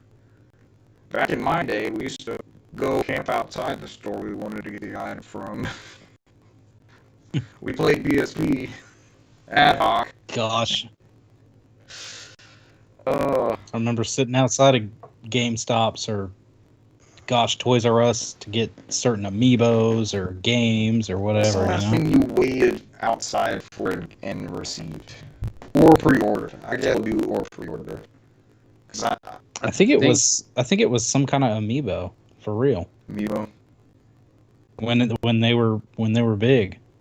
when they first started. think Speaking Yeah. of which, and I'm going to side rail this conversation. I got the Metroid Dread 2-pack, right?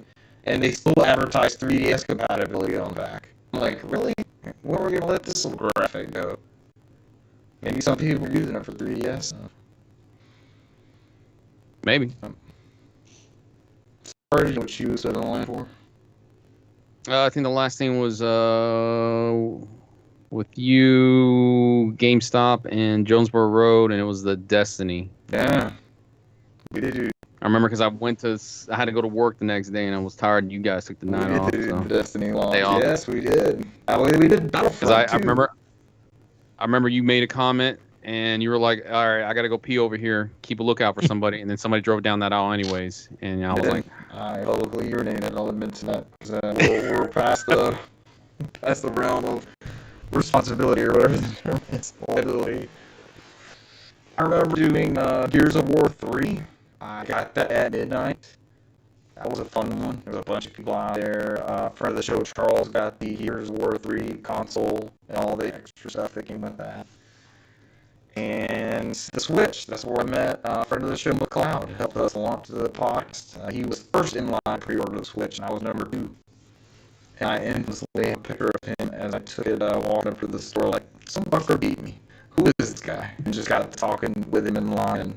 And became friends, and he was part of the podcast with us for quite some time. So those are 2 highlights for me. All right, let's wrap up news and get to games played. I don't have a ton of games played, so maybe that helps flesh out the news. I know, Brand, you might have the bigger section out of all of us. Wrapping up news, G4 is going to be relaunching. This comes from Sci-Fi Wire. Relaunching November 16th after a 7-year hiatus.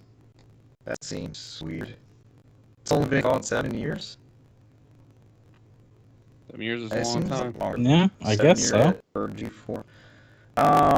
Sci-Fi Wire notes TV will never be the same again after delighting Comic-Con fans last year with the surprise news that they'll be coming back. G4 is finally delivered by Netflix's long-awaited debut date. So they've been doing stuff on YouTube and kind of hot takes, and Sessler's been there, and some of the Kevin Beera, I think his name is, some of the G4 people. And so it's going to be on November 16th, and it's going to be on... I thought it was in here. I don't see it. The show is coming back, or Attack of the Show and X-Play, which to me was G4. Those were the 2 big ones. Bring back Code Monkeys, Jeez. you I cowards. loved X-Play, man. Ab Sessler and X-Play was... It was so Yeah. good. That was the first. That was like the pre-Giant Bomb. That was the first thing that I saw that was like, games coverage can be different. It can be more than just, reading a paragraph and stuff like that, where they had their own personalities and their own spins on coverage and news and things like that. It was all well produced, and Morgan Webb and Adam Seth are incredible. I do not see the channel. I thought it was in here. Scrolling. It will also stream with Philo. It's going to be part of the channel lineup for current Verizon Fios, Cox, and Xfinity TV subscribers. There's also a new multi-year collaboration with Twitch to roll out online content via GeForce official Twitch channel, and the network says it will continue to create channel-specific content across its social media platforms and YouTube as things get rolling. So I get. Renee wants to know what happened to Dead Space. He wanted me to mention I that. stopped my Dead Space playthrough. I got to a difficult part with the turret. I think I talked about that, where I'm like running across this open area with asteroids hitting me, and I jumped at a turret, and the asteroids were coming at me, and I had to take them out, and I died very quickly, and I don't think it was anywhere near the end of the sequence, and I put it down. I have not gone back to it. Fun off for me. I need to go back to it, but at that point I was like, yeah, I think I'm good right now. Renee, you have to remember Richard rarely finishes Very games. rarely. It's a major milestone when he beats a game. It is a milestone and a masterpiece. And Dead Space is damn good. But I got to that asteroid part, and I like this with certain games where if it doesn't respect my time, I'm like, I don't know about this. So He says, "Don't you dare give I up." won't. I will go back to Dead Space. Dead Space is really, really good. I enjoyed every bit of it, and it was always there's something different, and that bit particularly pissed me off, and I was like, nope. Thank you. I've seen what you have here. I'm gonna come back to. Alright, are we on to gameplay then? And it's not Dead Space for me. Yeah. I know Brent's gonna take a bit of this. I started Circle of the Moon on the Castlevania Advance Collection. Not that far into that. Good ass music. It does seem like there was an era of games where we'd get a portable, or we'd get a console game, then we'd get a portable game that came out alongside it. It was like, okay, this is like a condensed version of. And I think the Game Boy Super Nintendo was a good era of that, because it was a lot of side scrollers, right? That's what I think of. And this seems like a companion to Symphony of the Night when you relate the hardware together. So I know they would end up doing more with the hardware, but it definitely feels like here's the portable Symphony of the Night, and this is what we can do with this hardware and this screen and such. So I'm not far into it. We need an hour. Like I don't think I've gotten any major weapons or anything. Just kind of fleshing out the map. You know how you Metroidvania. Brent, you're probably gonna flesh on that. You just start filling out the map. Where can I go? What's stopping me? What am I probably gonna need to open store? That kind of thing. Music sounds good. Presentation's great. I forgot it was an in-2 joint. They did a damn good job on that. Yep. On that port and everything. I've fiddled around with you can change your Eden on the Castlevania Advanced Collection. Cesar had shown me when you change it to Europe, it just says Circle of the Moon's just called Castlevania. It's just like, here it is, just Castlevania. Let's go. We're back to the roots, it's just Castlevania. It's funny how they keep doing it. Reboot. Because we got the 64 one, it's just Castlevania. People call it Castlevania 64, but it's just Castlevania when you look at the card. So it's fun that it picked up that moniker, but not that far into that. And played more Master Chief Collection since Infinite's not out, back on Master Chief Collection, so it's just more of Halo 1, basically. They've added, so there's a new season out, it's season 8, and it's mostly armor and such for like Halo 3 and Reach, which we don't play, so I'm just unlocking stuff that I'm not going to use, but it's still to go through the normal progression of what we do and still unlock that stuff. And it's crazy to me, like I thought this last update was kind of a big deal where they changed. The big thing that I noticed was in the Halo 1 multiplayer maps, the portals were different. So, you go to like the green shimmery door and it pours you somewhere else. So in the last season, that animation and everything was totally different. And I was like, okay, to change that. I wouldn't think would change that part of this old ass game.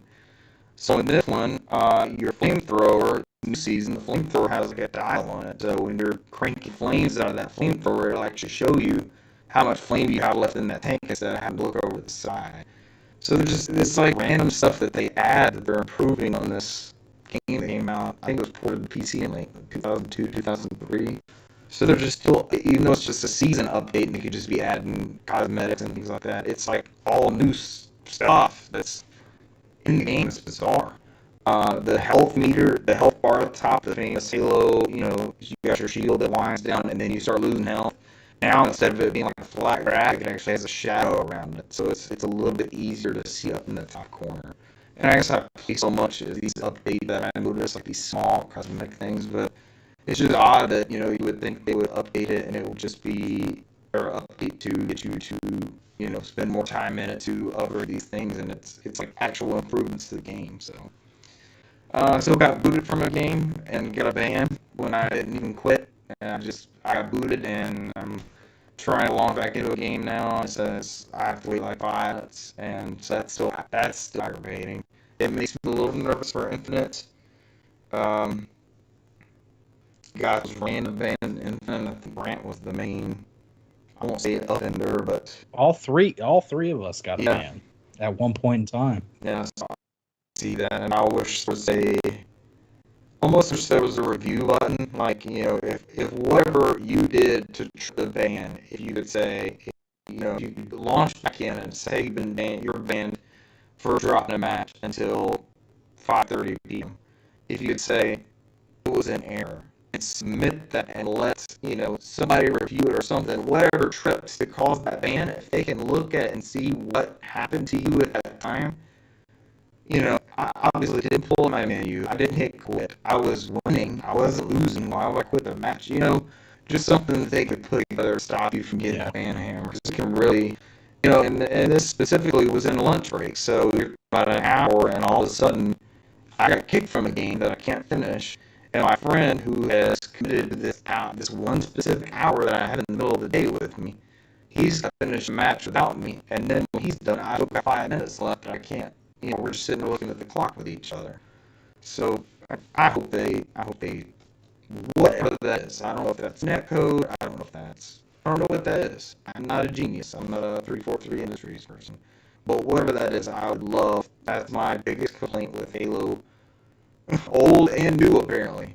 But if they could fix that, man, it's a seamless experience for friends and for getting online.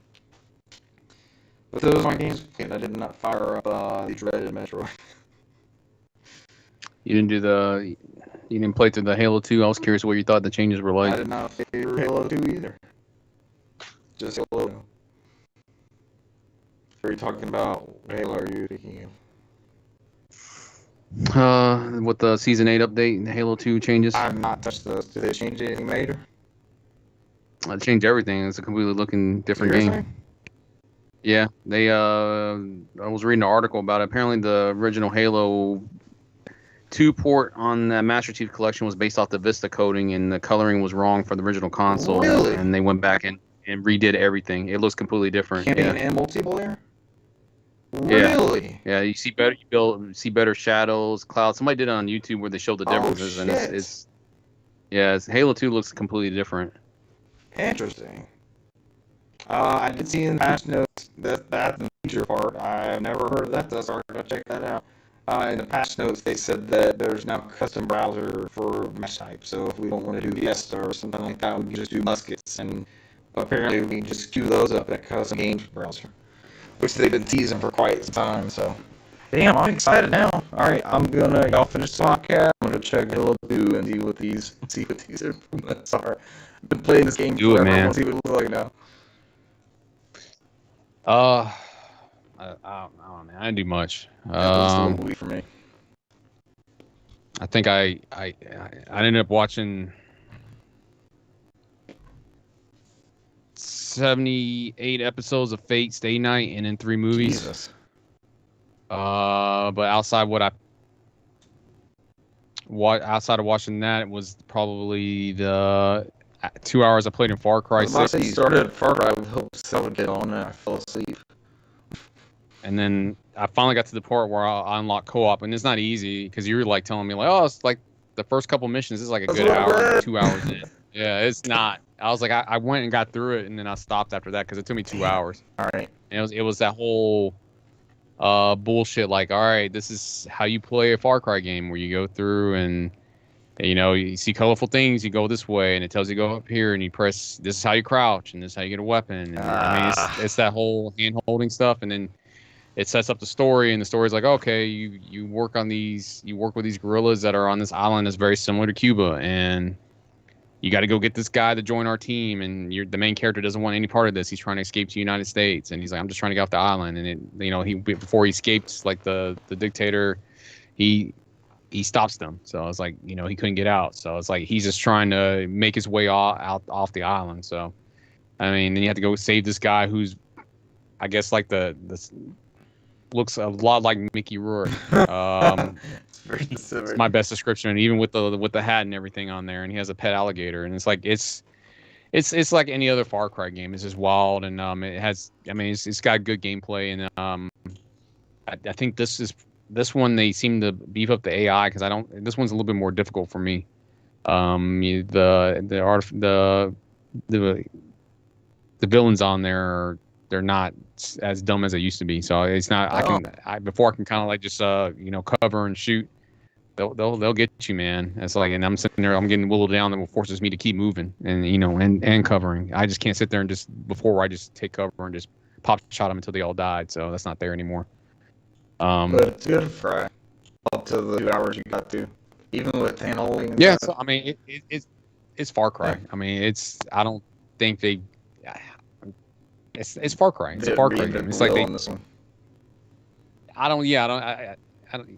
I mean, you get more little wacky weapons in there. Like I just built this huge. It looks like a rocket pack that the Rocketeer would put on there, and it fits on my back, and it has like a whole bunch of different like bazookas and weird shit that comes out of it, and it's like it's a Far Cry game. I don't know how to describe it. It's like it's stuff you would see in a Far Cry game. It's not like they were like, okay, let's take Far Cry and reinvent it, like when we went Far Cry to Far Cry 2, where they kind of changed everything up when they went to Far Cry 2, and everybody bitched about it because it was so complex, and then they kind of eased up when they went to Far Cry 3, and they're like, all right, we'll take some of these ideas and just dumb it down a little bit, and they just kind of went with this Far Cry 3 template. It's been that formula in the last since 4 or 5, and then the Primal, the one I got everybody to buy, and then and then 6. So, I mean, it's fucking Far Cry. I mean, I'm trying to think of anything else that. I mean, if you played a Far Cry game before then you played this. I mean, that's just the reality of the situation. On PS5? Yeah, it looks fine. I mean, it looks good. I don't know the specifics on there, what it's hitting or what it's not. I mean, I don't even know. Amazing next gen. Yeah, I mean, it's nothing like it looks like a Far Cry game will look like. I don't know, man. Yeah. It's a Far Cry game. I mean, I bought this game because it was $60 for the $100 version. That's the only reason why I got it. So that was the main, the seller to me. Outside of that, I probably would not pick this game up until it was further down on the list. I don't think anything further down on price, and I don't think anything I've played so far has justified me going like, oh, this would have been a day one for me normally. Yeah, that's just the reality of the situation. Yeah. That's just my opinion on it, at least. I hope to catch up to you so I can get in the co-op, because I think that's what's gonna be at for us. Yeah, absolutely. Yeah, let me know. Outside of that, I played some Back 4 Blood, like 3 hours, 4 hours of it.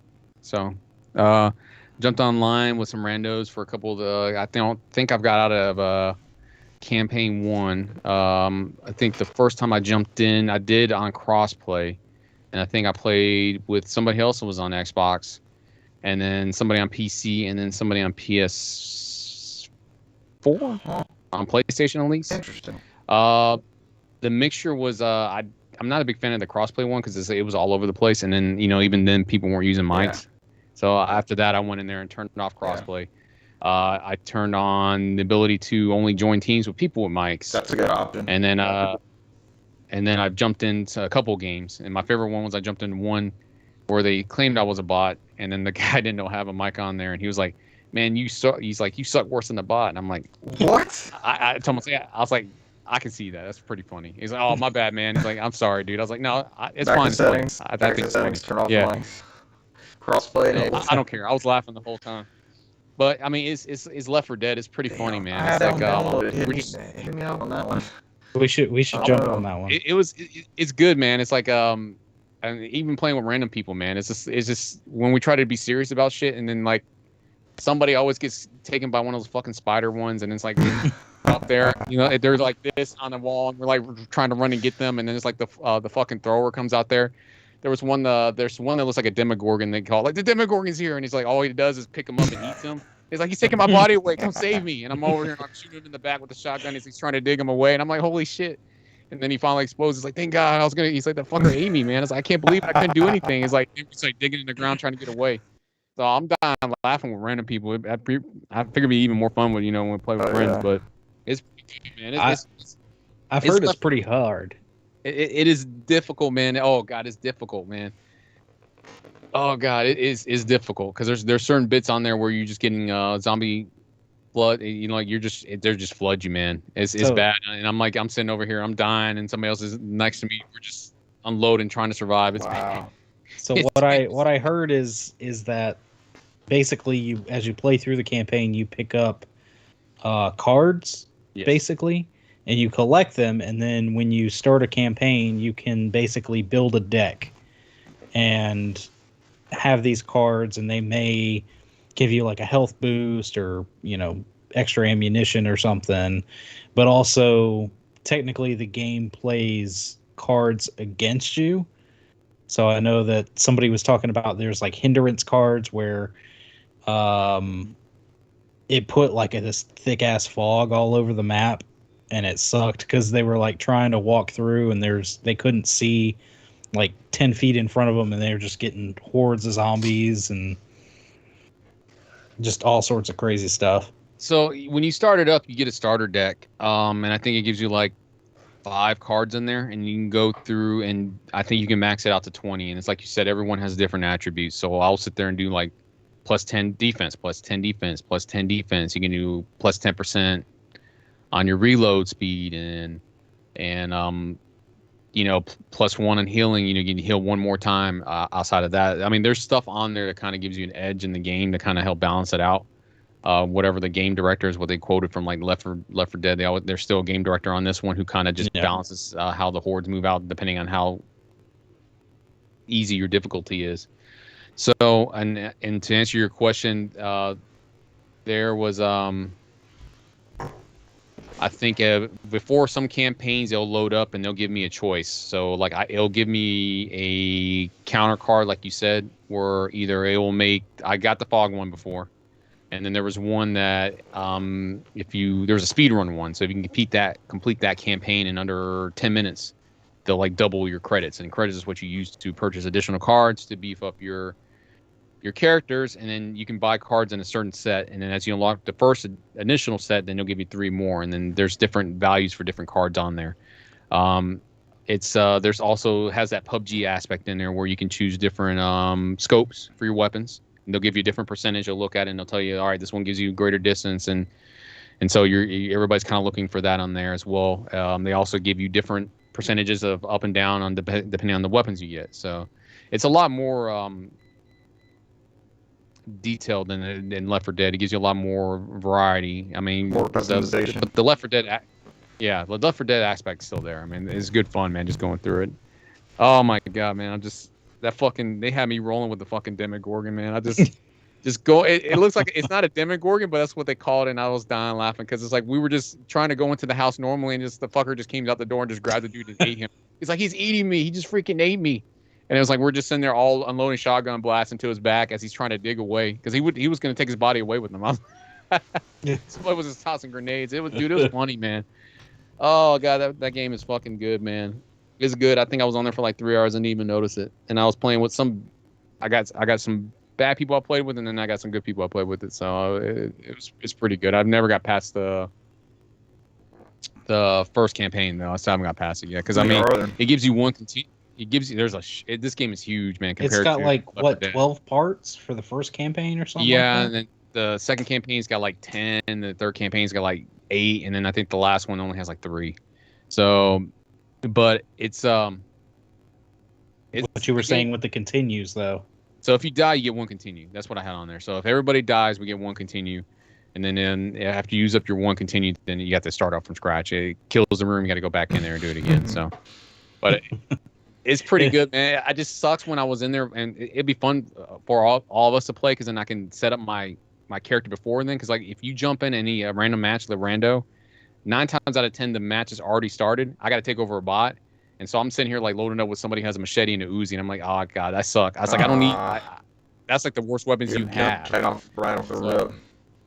Right, it's better when you start out with on there on a match on there. But I think when you play with friends, you can start it out. But it's like I haven't seen the option yet where you can only join matches that have not started yet. But I mean, after you complete that campaign, you can go in there and choose your starter deck and go in there and go through the chest and buy your weapons that you want. Because I normally go through the shotgun, which I'm probably going to stop using because after I get with the horde, it's like after the first 8 shots, I'm sitting here reloading as they tear me down, I die. So I'm like, and so I was laughing too because one of the other people I was playing with is like, they're like, don't start out the scroll, don't start out the crows. And one of the teammates just shot him with crows. It's like, you fucking idiot! Why would you do that? I was like, people still doing dumb stuff in there. Like, you shoot the crows, it's like the horde's coming for you now. It's like, you moron! Why would you do that? It's like we could have walked around. Like the witch, like a witch on Left 4 Dead that would sing.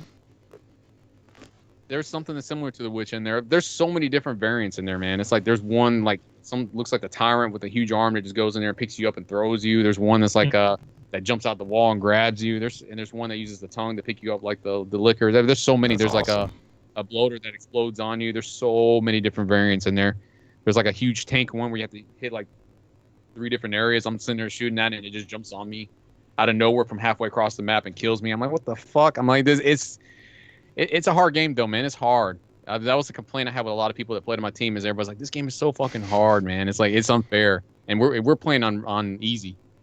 We're playing on rookie. We're not even playing on veteran. Somebody's like, I don't even know what to think. It's like to play on veteran. It's like it's difficult. I know somebody. It's fun. I know somebody that they went in all cocky. They were like, man, I played all the Left 4 Deads on the hardest difficulty. It was tough, but I beat them and blah blah blah. And then they went in on veteran, and they were like, no, I got to bump it down because it was stupid. Kicking their ass. It's fun, man. I'm gonna jump back on there later, man. It's fun. I've been playing it all day today. It's like I just fired it up today, and it's all right. Let me go in here and do this. And I was like, it's good, man. I'm just playing with a bunch of randos, and everybody's all right. This is what we're gonna do this time. I had to jump off because we were gonna start recording, so I was like, I gotta go, guys. I'm sorry. I've seen it funny in there. Charts on Game Pass. Yeah, it's up there with Minecraft and was it Forza Horizon 3, 4, whatever the last Forza Horizon was. God, it's funny, dude. It's funny. As soon as I popped in there, come on, Randall, save our asses. Everybody's down. I'm like, what the hell did I just come into? I was like, as soon as I put that manifest in there, save us, Randall. That sounds awesome. But yeah, that's it. I mean, outside of I played like very little Metroid Dread, very little. I think I fired it up mostly in that OLED screen. That changes everything for me on that portable mode. I've never been a big aspect on Switch Portable, but that screen, it's that changes things. Plus, in the lower resolution, it looks I think I took it off the TV and started playing it on that screen versus because it looks so much better with that smaller resolution on those deeper colors. It's worth it to me. I've never been a big fan of portable mode on the Switch because I've always been the Vita OLED's always been the best for me. I was not a big fan of that Switch screen because it always looked cheap to me. But it's a difference maker. It's just looking at Metroid on the TV and then on that screen is a night and day. I was like, I took it back off and just started playing again. That's not what you wanted to hear. I want to see some things like like Link's Awakening or Mario 3D World or something like that. I want to see one of those on there too, along with Metroid. Or Mario Kart. Yeah, I fired up Xenoblade Chronicles, and that looks really, really good too. I'm very impressed with the screen. I will probably play this more portable than I have before. It's enough of a difference maker for me. And I literally took it off the TV because I was like, ugh. I mean, even with a OLED TV, OLED TV looks good, but I think it's that smaller resolution, man. It just the outlines of Samus on there and the dark colors, and just when you're talking to the pixel density along with the colors and the depth. It looks good, man. It looks good on that small screen. I prefer it on that small screen, man. I'm okay with playing portable on that one. Yeah, that's my personal opinion on it. All right, I'm gonna hit you, Brent. Brent, bring us home. This dreadful conversation. So yeah, spent a little time in, of course, some Pokemon Unite, That's not where I thought it was going. as usual. It's become your Halo. Played a little bit of a Circle of the Moon, but yes, the main thing was last No more beating around Friday's the bush. release. And the shirt that I'm wearing, Yeah. this Super Metroid shirt Yeah. for the occasion, because I was not able to order the special edition or the amiibo. So I took the chance and went into a GameStop, and it was great because I texted you, and I didn't expect it, but like there was a huge line. Like as soon You're as like, I "Man, walked in, don't know. I There's a stopped shit in ton of line. people here. I don't know. And they got some back there, but I'm not sure." And the more I was in line, like I noticed there were people there for Pokemon cards, and then the Switch OLED. But then there was somebody. I was about 3 people back at this point, but I heard somebody like, "Oh yeah, Metroid Special Edition, if y'all have it." And then he was getting it, and I saw him hold up the box. I'm like, "I've laid Yeah. eyes on it. It's I have a beautiful." side. You said And then he confirmed just- sighting. Yeah. And then the dude just asked, like, "Oh yeah, y'all got the amiibos?" Dude just turned around. Yeah, we got some. Pulled some out. Nice. And then now I'm like 2 people deep, and the next person up there goes and buys 2 Switches, OLED model. Yeah, first he wanted the white Switch, and they didn't have it. He goes, "Oh, hold on a second," and he gets on the phone, and I guess text whoever. So the person in front of me goes and just picks up their pre-order copy of regular Metroid, and he goes back to the other dude. He goes, "Yeah, let me get the red and blue model. How many can I buy?" Dude says, 2 per max. person. And then, like, as he's buying them, he goes, I see people getting back in line. Can I get back in line and buy What is he more?" He goes, doing? Is it a reseller? I guess that would be my guess. And dude just goes, "Sure." Yeah. he was the only Yeah. one What there. do they care? So he's just like, "Oh, I don't care, dude. Right. Just go." And I get up there and I asked, I said, "Do you have any more of the special editions and the amiibos?" He's like, yeah, I got some. And he opens the drawers and takes them out. And I noticed they were the last 2, last special edition and last Close. amiibos. And I'm like, I asked this, I said, "Hey, am I that lucky, or do you got more in the back?" He goes, "No, this is it." Lucky. Look at you. Oh yeah, boy. Amiibos and special edition. I could not help myself. Brent's like, Lunch break, I shit. I popped it into the Yeah. Switch and started it, and immediately had to text you and was like, "Dude, this is the game, man. This You is sent it." us Game of the Year material potentially. Yes. You were fired up. And by Monday morning, I had to run around and do some chores first. But once I got that out of the way and got home, I sat down and I beat it with under 10 hours. Okay. That seems to be the going and I've rate is seen- 10 hours. I was about to say, I've seen some people beat it even less than that, in like 8, But I've definitely got stuck on a few things, because this game can get hard. And the only thing I've seen in just like completion rates and stuff like that, because you could go and travel and get all the upgrades and extra missiles and things Right. like that. And the only thing I've seen with completion rates is it unlocks more like certain little pictures and things in the gallery. There's no like special ending or Okay. anything. So it's nice that you're not going to be locked out or missing out on anything, If really. you don't run through the game, you don't get Bikini Samus. Yeah, I mean, that's or what it anything, was. So this, like I said, when I sent it to you initially, that I thought it was Game of the Year material. By the end, it is. He's sticking with This the story, the overall mechanics, everything is so good in it. this That's game. awesome. It lived up to Uh, expectations. this if you're some of the if you're one of the people that didn't like how Fusion seemed a little closed off because it would put you in a section and just like kind of guide you through it, telling you, oh, you need to go here and do this. It had some more linear bits compared to other Metroids. This kind of goes back to the old formula, where you're on a planet and there's several sections that you can travel to via elevators or like teleporters and different little like trams and stuff. But you're going back and exploring each individual area. You can go everywhere you want to. But I feel like the way it kind of, as you progress, it does a good job of kind of guiding you on where you need to go.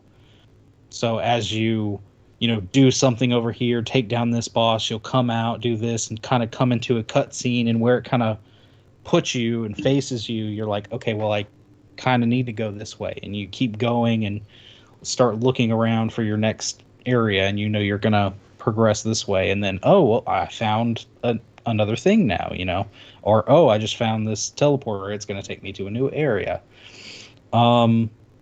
That was the one thing, is some of the transitions into different areas. I don't know how far you've gotten into it, Cesar, if you've experienced any of that, like going in the elevators or the teleporters and things like that. I think the teleporter is the roughest one, where I've noticed some like dips in the frames and stuff like that. But I will tell you where I'm at. Well, Cesar's playing on Switch Pro also, so probably the frame rate stuff is fixed. Yeah, I haven't had any frame rate issues since I'm playing on Switch Pro with the better graphics. I'm fighting a K raid right now. Gotcha. K-raid. But other than that, I mean, the game it's smooth. It's really, really good. I can't with both of you, with Cesar playing it and you have not played it at all. I really don't want to go too much into it. There's some surprises with like some of the bosses. We should have a spoiler cast on this one. I think this is it's a short enough game to have a deep dive on, and it's a big enough game to do something like that with, I believe. But this wraps up a good bit of the stuff and just adds so much to the lore. Wow. And there's so many like little things that, like, as you keep going and you figure out why you're on this planet and what's going on, and it just becomes better and better and better. And then every encounter with those Emmys, because there are 7 Emmys that were sent to this planet, you're there trying to investigate why they don't have track of them anymore. They just kind of disappeared. They don't have any signal from them. And so now there's 7 Emmys, and now they're like, anytime you go into their areas that they patrol, they're after you. And each one is unique, and each one that you come upon, it gets a little bit more difficult. It adds this new layer, and they might get faster, or they've got a different ability that makes it harder to avoid. Right. But you get abilities as well, right. To combat some of those. And you got to be, but even some of them, it is hard. It's like you said, man. It's like when you get the Phantom Cloak, you're like, oh, I finally got the one up, and then the Emmys fucking evolve and get something some else. Of them, and you're it like, doesn't the Phantom matter. Cloak doesn't mean shit anymore. So I'm like, I was like, the excitement you have is very short lived for It's just arms race. And the thing that pissed me off, it took me like 3 fucking hours to get the morph ball. I'm sitting here looking at all the areas I can access with the morph ball. I was like, where the fuck is the morph ball? Yeah. I'm like, holy it's not the first thing. They always give it to you first. I was about to say, it's a good bit. I thought it's like the 5th or 6th somewhere thing. Didn't get it. I was like, holy shit, where's the morph ball? Yeah, that's something that I think everybody wondered. I even saw some funny things on that. Was you feel like you're doing something wrong in the beginning because you get the first power up and you're like, "Where's my morph ball?" That should be the You know? first thing. It always is. And then you get another power up and another power up, and it's still not So the they're morph not ball. afraid to mess You're with. like, did I miss something? They're not Or- afraid to mess with expectations. That's cool. I think it's like when you beat the third Emmy. Is it the third Emmy you beat? Is that when you get the morph ball? I don't remember. You get it from one of the Emmys. It's not even from like one of the you don't just find it somewhere. Chizuru statues with Chozo statue.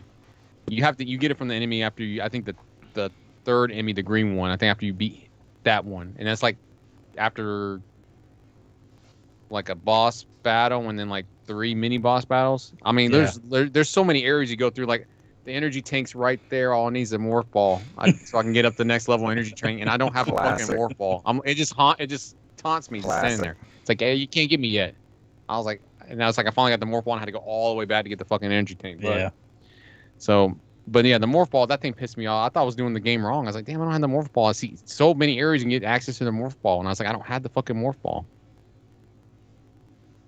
But no, this game, and like Sister was saying, there's a lot of things to fight besides just the regular enemies that pop up. There seems to be a lot of like side bosses, smaller bosses, and then of course a lot of the big bosses too. And then of course the Emmys are their own thing, and it becomes very satisfying when you've been, because there's a lot of the times where you'll get into a new area, encounter the new Emmy, and then you wind up avoiding it for the entire area, and then you wind up having to go to yet another area, start going through it, find a power up, go back to the one you were just in, track through, and then finally get the thing you need to beat the Emmy in that area. And it's by that point you're satisfied. You're going back and you're like, all right, they're based on colors. It's like there's a red, a yellow, a green. So it's, by the time you get that power up, you're like, all right, green, you're gonna fucking die now. It's like, and it's time to go. The Omega Blast, when you only get one of them, you gotta like kill something to get it. And once you use it, it's gone. But it's like it's like what Brant said. Design. Each area with a different Emmy has a different. Yeah. I mean, there's a certain attack pattern you do to beat them, and it's like each area is different. So like the best way is to have a straightaway, and there's sometimes as you go on there, you get less and less of those. So it's like you usually just shooting to unlock something, and you got to run again. Yeah. So it's like it becomes very tense. Yeah. Because it winds up. Stop and go up, station, I can just go to the entrance and go right to the end. I can't do that in this one. So what it winds up doing is, like, the first one you encounter, it's broken. So it gives you kind of you wind up in it gives you a small tutorial. Stop and go station. You go in, you find the thing that you need to power up immediately, and then you go down and it kind of guides you. It says, okay, now fire and shoot at it.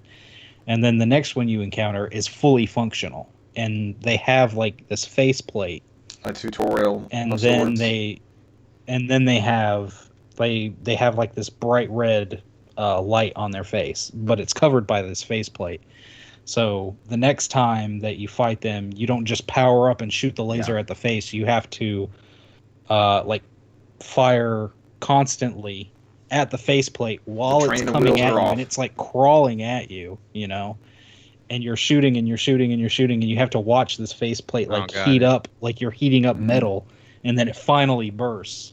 And then the enemy gets faster and comes at you, and then like stands up at you and starts like coming at you, and you've got to power up and shoot it. Yeah. Oh shit. To get captured, and you try to do fucking QTE to do it. And I was like, how hard that fucking QTE is? It's so random. And I'm sitting there like, I hit it wrong every time. There's no leniency in that QTE thing. I haven't gotten it once. No. I got the tutorial because it lets you know, like, oh, do this.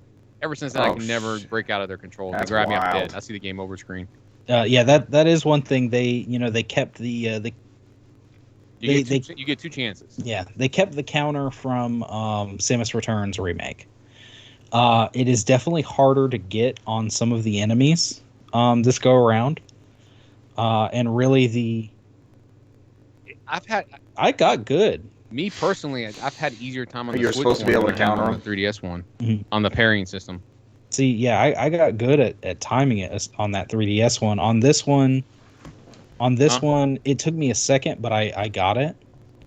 And really, I was never good you at can that parry on the defeat every 3DS one, enemy by the way. without using it if you want to. You get more reward from parrying them and then killing them. You'll get more health orbs or That's promising then, so. missile regen, all that stuff. But like he's saying, where the Emmy stalks you, and you actually have two chances because it picks you, it goes to pick you up, and you have a chance to parry it then. And then once it grabs you before it like stabs you, you have a chance to parry it then. But like he's saying, the speed on which they do those kind of varies, and it was very it was very hard to sometimes figure out that timing. I did it a very small handful of times. But the thing is like it's not like an old Metroid where if you die, you're going back to the first place you saved or back to the last place you saved. Yeah. If you die to the Emmy, it just boots you out of the area that the Emmy's patrolling, and just sets you right outside that area from where you started before you went back into that room. So it's definitely a little bit more forgiving. I was about to say, are the checkpoints oh well, lenient? now I just lost all that progress. Are there decent checkpoints? Because it's, oh yeah. So this one, it's got so many good parts. That's good. And the way that the story finishes, and what it adds to the series as a whole, I think you guys are really going to enjoy it. It's now my can top suck in a Metroid game 2D Metroid after you've been exploring and looking for stuff. Oh yeah, hands down. It's so good. Yeah. And it might be game of the year, boys. It just might be game of the year. Now they want you to go back and play the Lords of Shadow, play their Castlevania games too. It's number 1? Holy crap. Wow. Metroid Dread, number 1. You heard it here first. I mean, this is the second Metroid they made with Nintendo. At this point, they should just buy them out. Oof. No, they were. I think they were almost bought out by Konami and after they did the Castlevania game. But that was and then now they've just been that was somebody else that made the independent since then. So yeah. Are they not? Yeah, well, I even second party celebrated Metroid on our Instagram, so check that out. Yeah. That's my trifecta. That's the only ones I do. Yeah. I'm glad they didn't get soaked up in Konami then. That's it, really. Well, the last thing, I mean, I just started on this. I consider, I figured since it's a new release and because it's still October, I need to play something spooky. That's the course. Doki Doki Literature Club. You guys got anything? Which anything else, Brent? Like you skipped right past your other titles. Happy-go-lucky, cutesy anime visual novel, but is touted as the number 1 psychological horror experience. Yeah. In which you join a literature club, a high school literature club, in which you are the only male in a group of 4 girls. I would and not think that's spooky. 3 of the girls are like romanceable, so you can do certain paths and things, I guess, to romance the 3 girls that you can. But I guess the story takes an extremely dark turn, because from what I understand, this is an older game. I remember hearing about it a while ago, and this is the plus version. It's got extra story bits in there and for different routes and stuff like that. It's got 6 new side stories, 13 additional music tracks, over 100 unlockable images. Yes. And it came with some unique goodies in the box. Why? It was released What makes it in plus? 2017 as freeware. It was Okay. one of those games where people they don't want to spoil it for you. They just tell you to go play it, and it Yeah. doesn't. It's like the school days I was talking about earlier. That's why school days popped in my head, is because of Brant. Yeah, It's because it doesn't go the way you think it's going to go. Yeah. So it's it ends apparently extremely adult. It's extremely dark. It Interesting. constantly says this game is not suitable for children. Yeah. It tells you that several times all over the box. And then when you put the game in, it says this game That's is how I've not for the faint of heart or children. Please, gotcha. to continue, please affirm that you understand that. So what we should be talking about Oh wow. is how City Connect, they're fucking geniuses when they came out with that Cotton collection. uh-oh. Because did you read that article on how they came out with that Mhm. collection on PS4 and Switch, Richard? They never rebuild those games from scratch. Those games are running on those consoles on a Saturn emulator. What? They dropped the ISOs on there. Yeah. So I just need them. I need them to fix it up so we can just get all the other Saturn games running on modern consoles. Burning Rangers. They say it's not the good Saturn emulator, but those games run perfectly on the console. So I have no issues with Cotton on there. So Oh, I did see that the not good Saturn I haven't emulator. had any issues. Yeah, ever since they've been Y'all doing the must patches say? on there. Yeah. So, but that's what I'll be running, because even in that Game Paradise, and when I got up there, That would be that the I've had for ticket. the last 4 years. I did read that. That's also running on an emulator too. So, and I haven't had any issues with it as well either. So. They said it's got a bunch of input lag and stuff on there. No. Because I think they lost the code. I just think they dropped the ISOs on there. I think that's all they did to get those games running. So.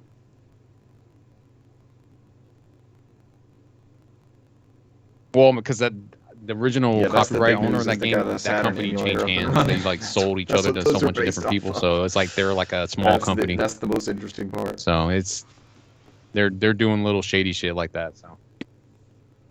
Wow. They didn't credit That's the it? creator too, right? Wasn't that part of the drama? See ya. Yeah.